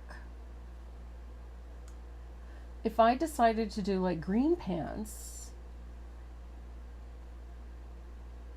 I would switch to a darker green. I'm using a blue to keep the white cool.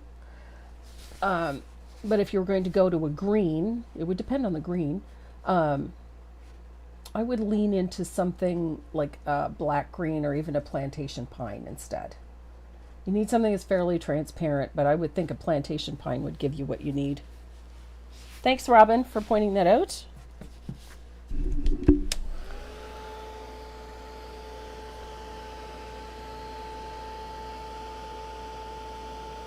So I'm going to dry that. We're going to add a little highlight to our belt as well.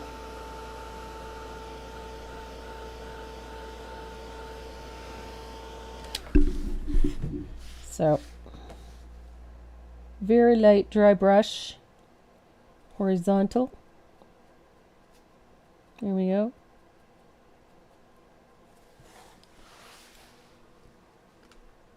So, where did my, nope, that's not it. Where did my brush, oh goodness. I think green would be really nice. Like a holly green for the stripes. And then I would use like a plantation pine to shade it with. It would give you the depth you want, but it's still transparent enough.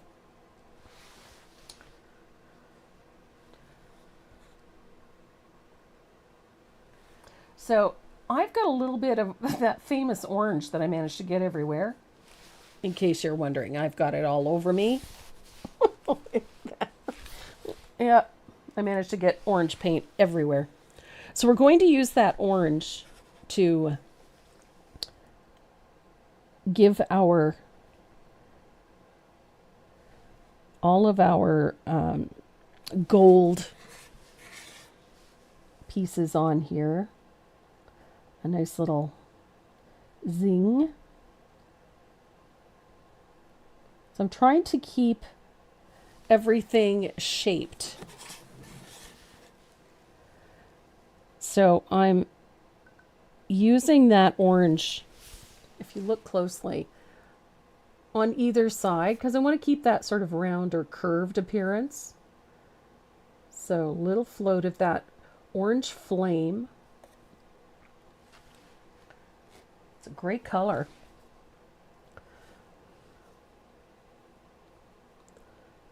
And voila. Just trying to maintain that a little bit of yellow and then a highlighted area, and by putting the orange on in a very controlled bits, I'm able to do that. So even on these areas here underneath the beard,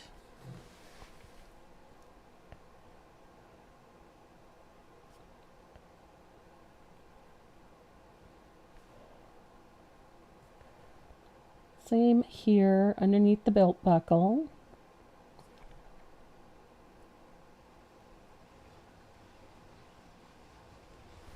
A little bit of orange does wonderful things for baby duck. And then I'm going to do the same thing underneath this. Good heavens. I can't float today. There we go. I'm going to keep that looking rounded, curved. So a little bit underneath there. I'm going to take out, I've got a 1/4 inch angled shader. I think I'll have an easier time with this one.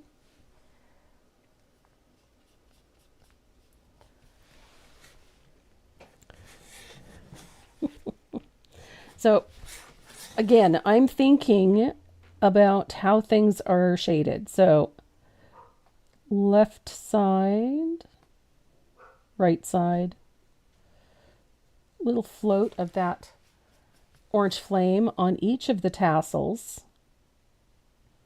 We can come back in. If it gets buried a little, you'll come back in with a little of that baby duck and just brighten it up a little.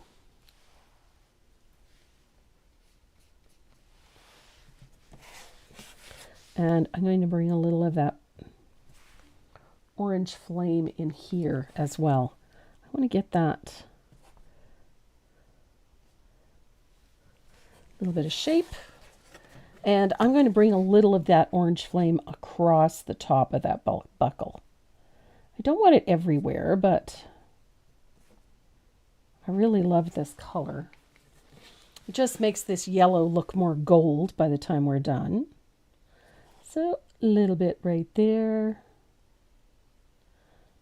You can walk it out as much or as little as you like, however you want it.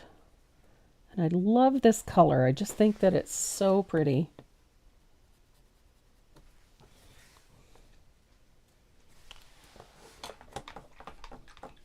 And then we have to do the hat as well. That pretty brim on the hat. So I'm using, again, that orange flame, and I'm going to walk this color out to about 1/3 of the way. So it's darkest out here, and then I'm going to come about 1/3 of the way across. And then I'm going to do the same thing on the other side. So essentially, we're going to have 1/3, a third, and then a third. I love the orange flame on this. It's just so nice. Makes everything stand out nicely. And we're going to come up here to our, I don't want to call it a pom-pom. Let's just call it a ball. What can you use in place of orange flame? Any bright orange will do, Anne. So if you've got bright orange or pumpkin orange or any bright orange tone will work just fine.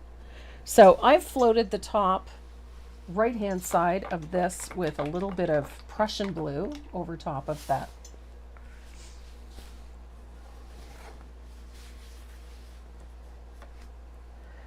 Red, and then I'm going to take a little bit of warm white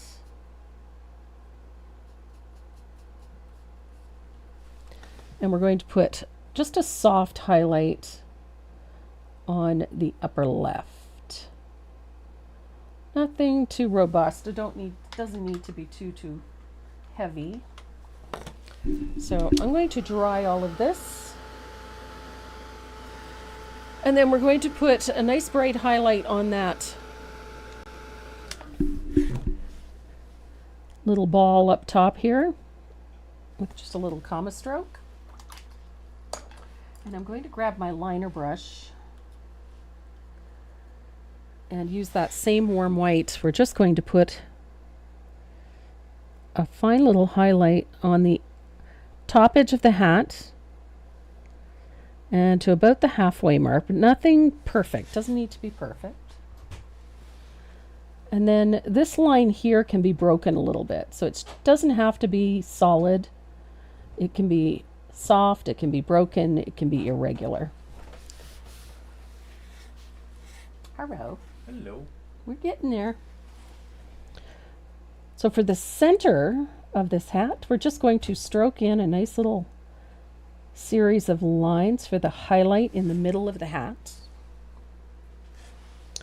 We're going to do the same thing to the epaulets. Right there. It's just a series of very light strokes of warm white. We're going to do the same thing to the tassels. A nice little stroke of warm white on each of the tassels.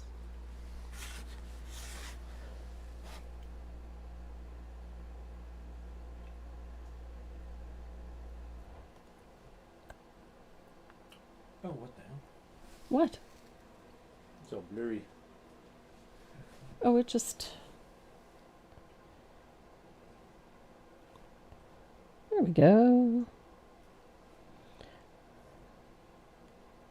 I love this look. It's very loose. It's not perfect by any means. Few strokes of that warm white inside that yellow, just to brighten the center portion of it. Hey, Chris. There you go. Good to have you with us. Holy crap. What? This is just on YouTube. Yeah, 182. Yeah. So, right now, I'm going to grab my angled shader and we're going to shade his shirt and the cuffs. So the cuffs are going to get a float of asphaltum on the outside, like so. Comme ça. And then the shirt is going to be floated under the beard,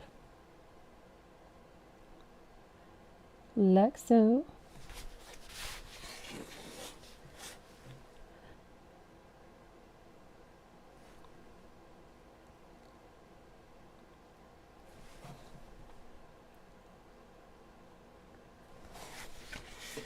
I love doing this. This little guy is not... I'm going to take a little of that asphaltum. Now we're going to take that asphaltum to the hands as well. So nice little float on the right hand side of each hand. Just like that.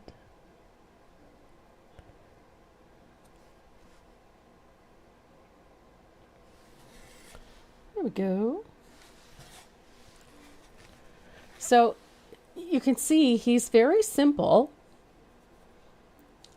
So wherever you've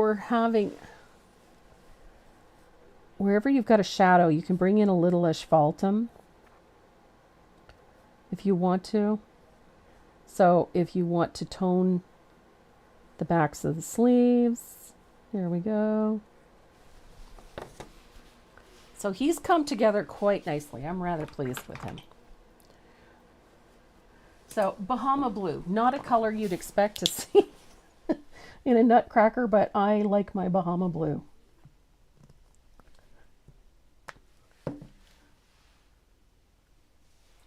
So I'm going to grab my Eye of the Tiger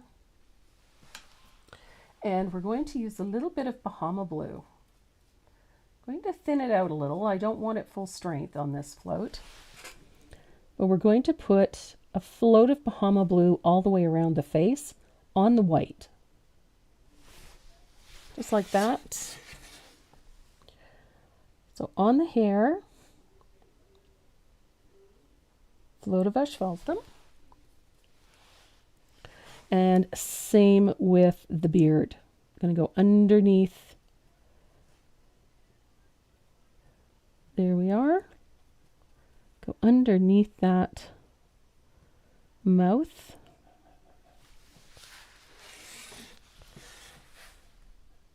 I'm liking it.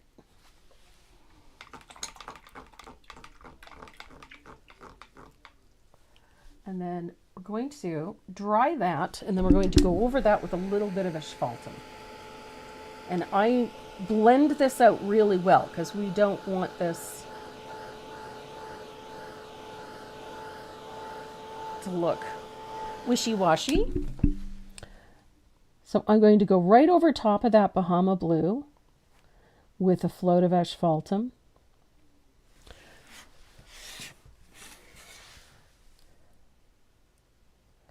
Just like that. Get that whole chisel edge on the surface because you want to get most of that hair covered as well.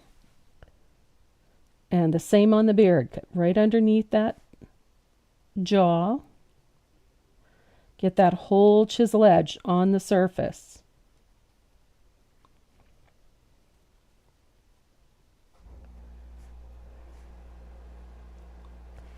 Here we go.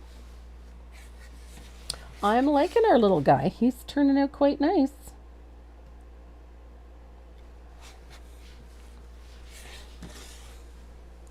I like his nose. There we go.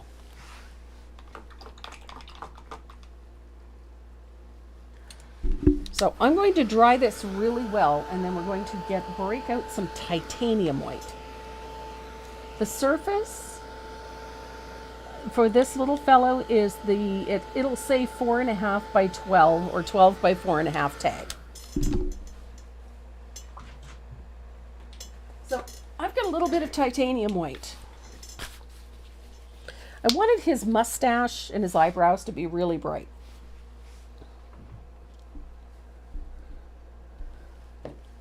Now I've switched to my favorite liner brush, and we're going to pull out some titanium white for this. And this is the fun part. We're going to create some texture on our little fella here by overstroking his hair. And I'm just pulling that out past the edges because I kind of want his hair to look a little fuzzy. And I like the definition, that brighter white, it gives you a little texture, and that bright white gives you lots of fluff out there and just makes him look really nice. And that titanium white over top of that mixture of Bahama blue is just enough to make that white stand out, so that you get the texture, but not so much that it's too garish. So look at that. And I love coming out past the edge because then you get that nice fluffy look. So look at that. And we're going to use that same method for the beard. And I love this because this is where you get to create some really cool effects. It comes out over top of any shading that you've done. And it creates texture, and it creates movement and interest. And I try to follow the shape of the beard a little bit so it doesn't look like you just drew it on. So nice light touch, titanium white, that little bit of titanium over top of that Bahama blue and that asphaltum just gives nice light texture and some movement, and it gives the beard some softness. Now, if you want, you can do the same thing to the eyebrows and to the mustache. But I have a tendency to come in with a little bit of that lamp black or a little bit of asphaltum. You can do this with lamp black. You can do this with a pen if you want to. But you're just going to, I'm going to do it with a pen because I can't get my brush to do what I wanted to do. So you're going to go around the mouth with your gel pen or with a liner brush if it works for you.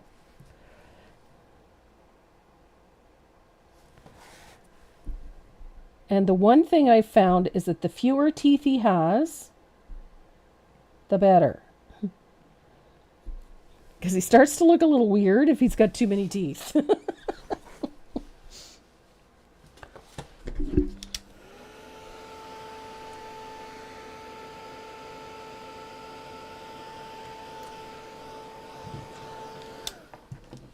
Now, I'm also going to use that pen to draw a line straight down the middle of his shirt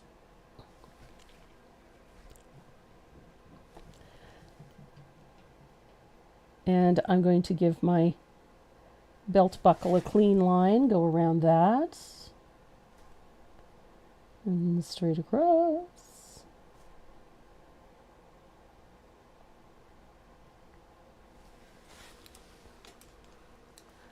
Let me grab a little white. I want a bright highlight on this belt.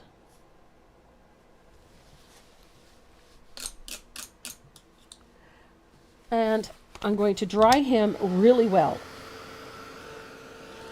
because we need to give him some serious buttons, some really nice buttons, and I'm going to use the handle of my brush. Yes, Linda, it is about the same. Yeah. So for the buttons on his shirt or on his coat, I want to come out from the edge of the coat just a little. I want one on either side of the beard here. And then I'm going to give him 4 buttons, so I'm going to space them out fairly evenly down the coat.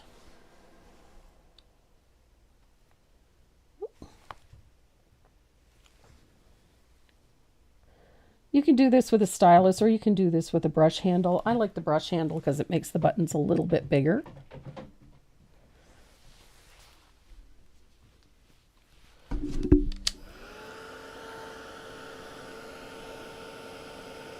And you can use black or you can use asphaltum, but he has to have cuff lengths.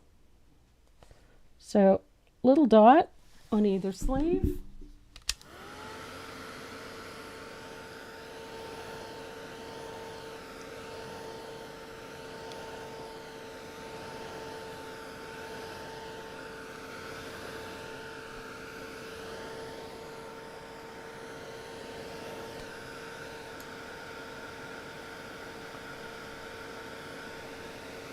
And I'm going to pick up a little bit of white and put a nice little highlight on his hand.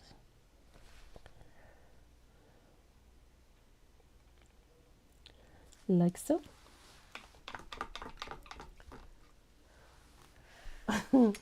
The gingerbread nutcracker has got these little guys. We have little mini gingerbreads as part of the kit. And so, much like this one, there's going to be a garland with little gingerbreads on. And then we have one with stars as well. So, I'm going to, where's my rigger? There it is. We need a nice bright highlight on the hands. A little stroke of warm white.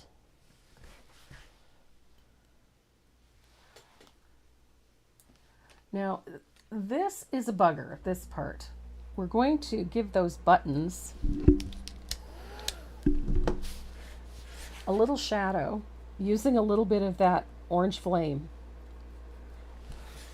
And so I'm going to use orange flame to just put a simple little shadow on the right side of each button.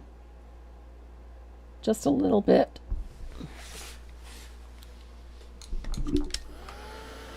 And then we're going to give each of those buttons a highlight with just a dot of warm white.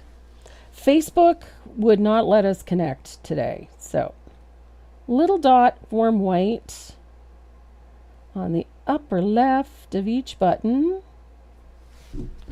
like so. Now I'm going to grab a little bit of lamp black because we need a little chain between each of those buttons, and I'm going to use dip dots to do that. I'm going to start with the one at the bottom, and we're just going to add a row of little black buttons or little black links like so.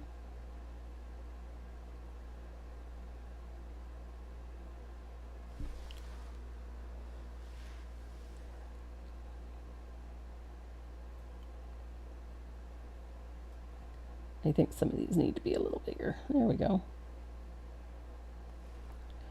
And the same with this one, we're just going to put a couple in.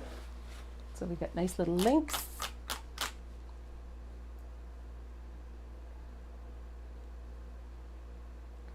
Shame on Facebook.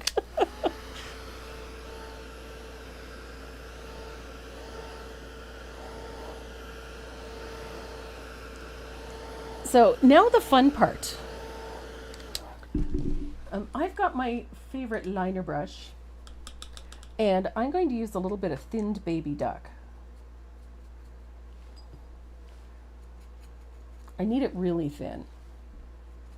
And we need to create a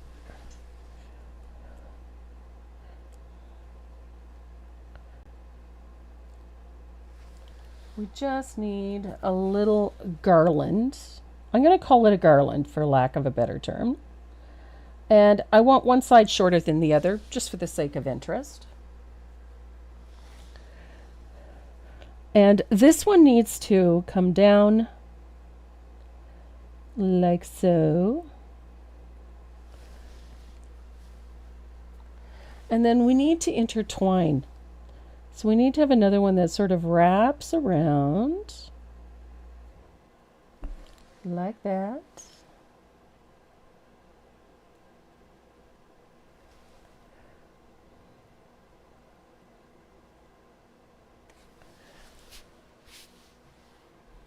And then you can make a lighter version just by adding a little bit of water to this, a little bit of warm white.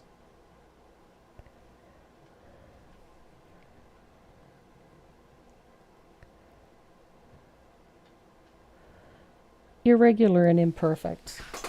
So it's just a series of little crisscrossing bits of yellow, a very light yellow.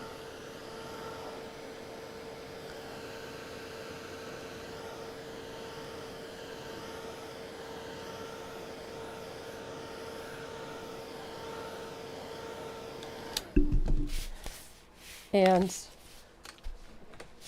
I want to add a little bit of gold to my garland. So this is what I'm going to do. I'm going to use my gold paint pen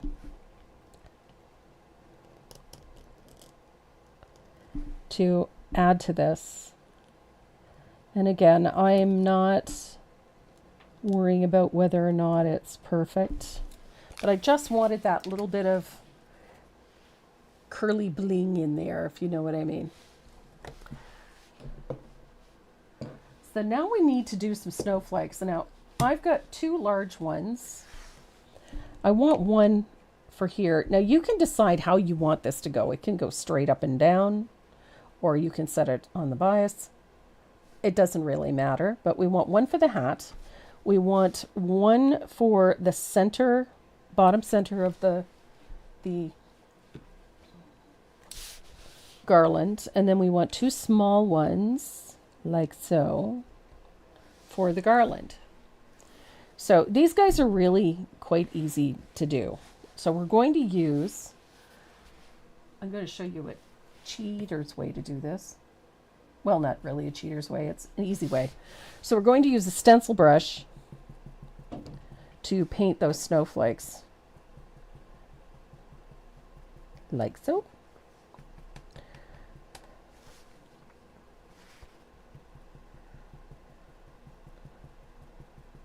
Now you can take the time to do all of the inside edges if you like, but quite honestly, they stand out better if you don't. I found that the white just made them seem a little flat, whereas having that little bit of dark color there just seems to elevate them a little bit. So there we go. I've got a little bit of warm white on. Now you can use whatever you like for this part. You could use Mod Podge or decoupage or all-purpose sealer. You can use whatever blows your hair back, quite honestly. I'm going to grab nice fat, very distressed round brush, and I'm going to use a little bit of this. This is Duraclear Galaxy Varnish, and I'm just going to dab a little bit onto my snowflakes. So whatever you have on hand. So if you've got a varnish that you like using, go ahead. Or if you prefer to use a decoupage medium or some Mod Podge or all-purpose sealer, whatever you have on hand, you just need something that's going to be sticky. And then, while that's still wet, you're going to sprinkle this with a little bit of glamour dust. And Renee's not here, so that's a good thing, because he hates this stuff. Glitter gets everywhere. He detests it. So just give them a good tap so that whatever glitter is in the varnish sticks there.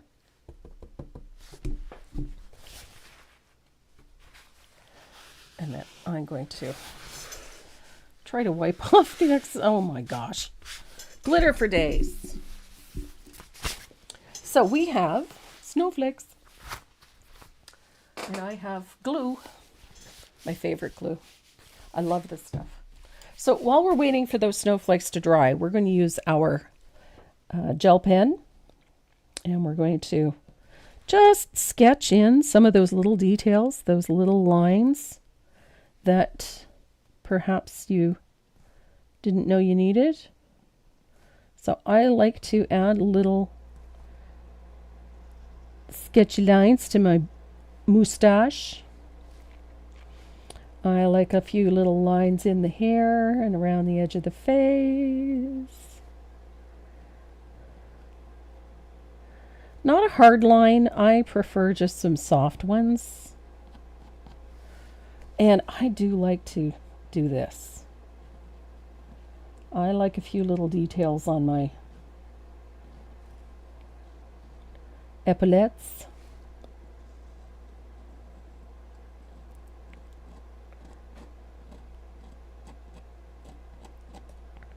Just makes things easy. And you can do the same thing to the beard. Again, no hard lines. Keep them loose and soft.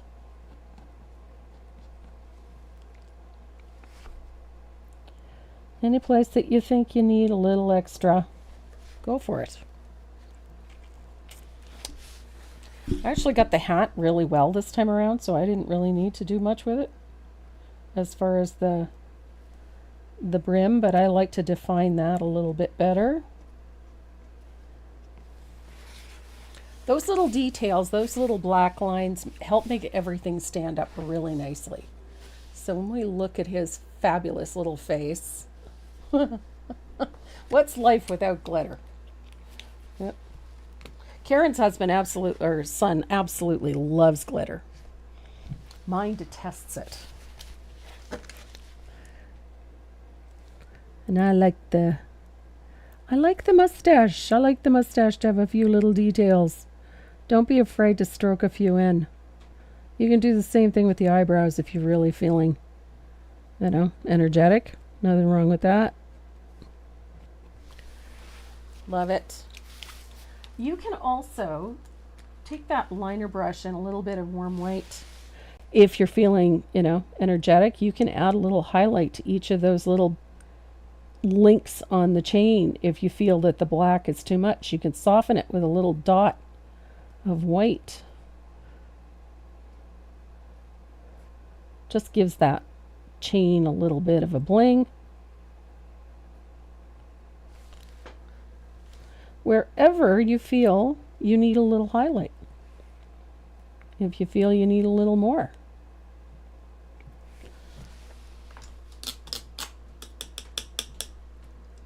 Oh God, just dropped my brush right in the paint.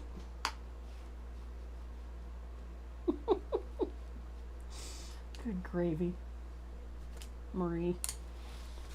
Okay, so I'm going to make sure this is good and dry. And then I'm going to use my favorite glue. This is Art Glitter Designer Dries Clear Adhesive. I love this stuff. I have always been a big fan of my Aleene's. This Turbo Tacky is great stuff. This is even better. Love this stuff. So we're going to put little dots on our garland 3 dots on our garland and a dot on the hat. And we're going to decide which way we want the snowflake to sit.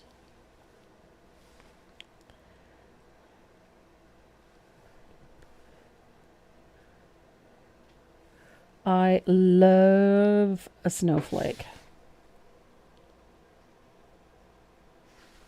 Look at that. I love the little garland idea. That just does wonderful things. So I have a gold paint pen, and I love to take this around the edges of things. And I love that the more distressed it looks, the better. So if it's not perfect, it's okay. So right on that front leading edge, I'm just using my gold paint pen to put a border around. Like so. If you're doing craft sales, whatnot for the holidays, this is a great way to finish off things, is to put that gold paint pen at the edges instead of spending all your time trying to paint the edges of things. So look at that. We got a nice gold border. Now we need our fugly brush. And I've got a little bit of thinned warm white or thin titanium white, whichever. It doesn't matter. And we're going to use it lightly everywhere. So we want a light smattering, very fine smattering of white everywhere on our piece. I like it nice and fine, so take your time for this one. If it's too heavy, it just looks heavy. And I absolutely love just a fine spatter. It does wonderful things for this. Kind of looks like snow. So I'm going to dry this real quick, and then we're going to do our last little... Where's Desiree?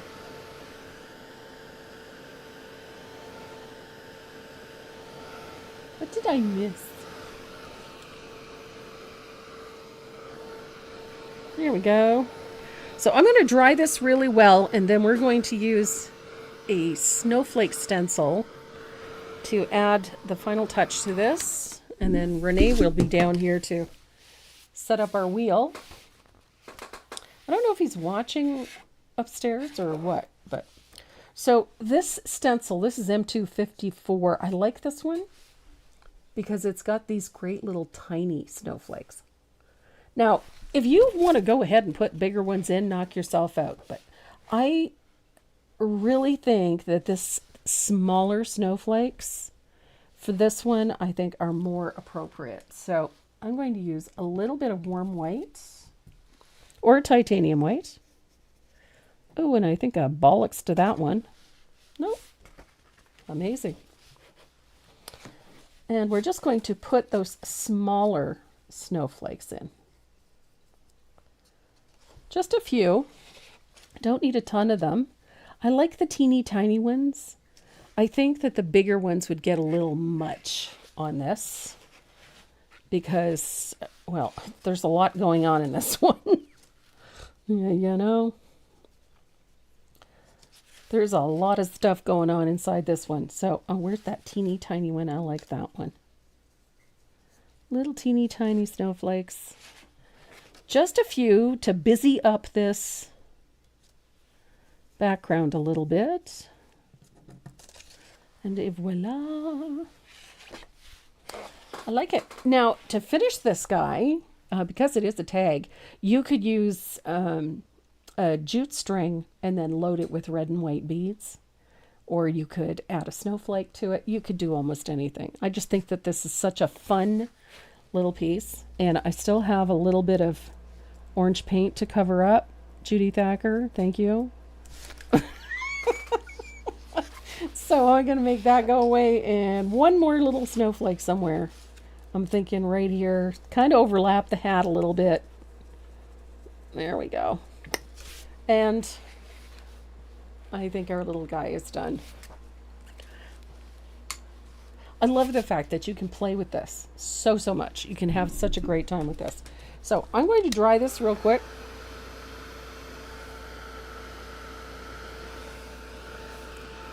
And I think it is wheel time.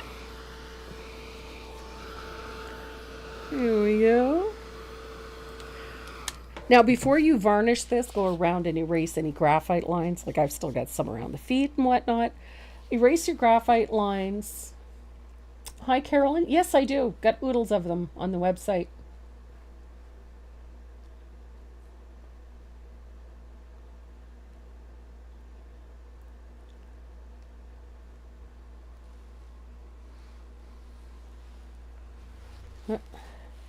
So, to finish this guy off, 1 or 2 light coats of DecoArt matte spray is all you really need to seal this.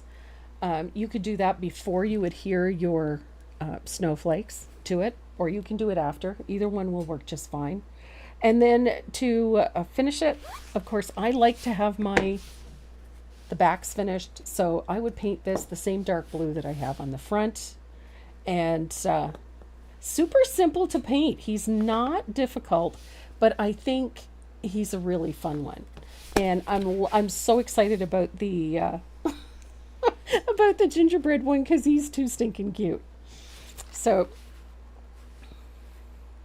we're going to be working on that one next Saturday. I love nutcrackers. So next Saturday we're going to be doing the gingerbread nutcracker. Same idea. We're going to be using gingerbread as the theme. So be ready for a rather unique color palette because he's so much fun.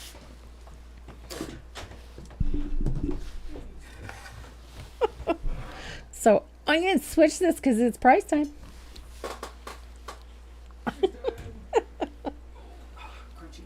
Oh. Hi, Mace. She doesn't look happy. Well, after I nicked it quick. Yeah.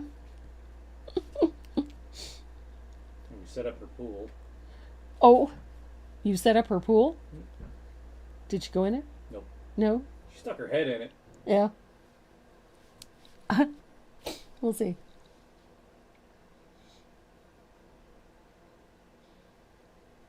Here we got a bunch of names. We have a lot of names. So, surprise packs today. 187. 187 names. Good heavens. There's going to be a series of 3. Possibly 4. Nutcrackers? Yeah. We won't do them all at once. I promise. He'll be glittered out by then. Yep. And yes, it's price time. So don't forget, we've got some goodies. There's surprise packs because I can't remember what all I packed in there. So there's most likely some brushes from Dynasty. There's probably some Tombow goodies in there. And of course, there's always goodies from both Renee and I in there as well. So Go away, TD. So if you are ready to hit that wheel, click.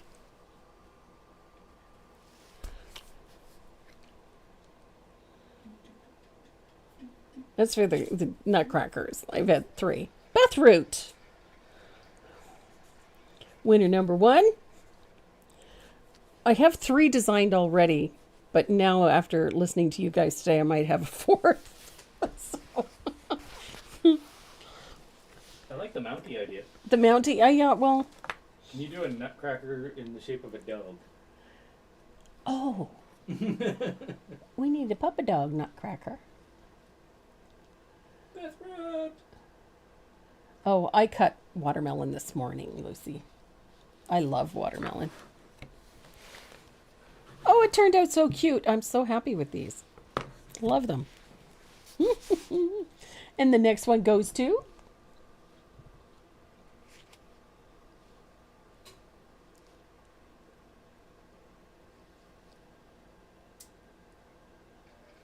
Judy Tidman.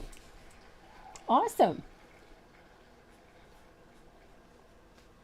We need a hockey nutcracker. He's going to be missing teeth. Of course he is. But then whose team do you make him from? Unless we make him generic. Yeah. He'd have to be generic, otherwise there'd be a fight breaking out in the... Yeah. And we got one more. And don't forget, guys, if your name is drawn on the wheel, make sure that you hop over to the website to tracymoreau.net. Click on the little speech bubble in the lower right-hand corner of the screen and send me your shipping information so we can get your goodies out to you as soon as possible. Janet Demon. I think that's been a long time since she's won one. No kidding. Mm-hmm. There's two M's. Janet. North Pole hockey player. All right, that's it for us, guys. We have our 3 winners. We've painted a Nutcracker today, so join me next Saturday. I'm going to paint another one. This will be our gingerbread Nutcracker. I promise you it's going to be a lot of fun. We will see you then. Thanks for coming and playing in my sandbox today. We love you. Stay safe. Bet your dog. Bet your dog. Yeah, that's the one. That one. Mm-hmm. That button and that button.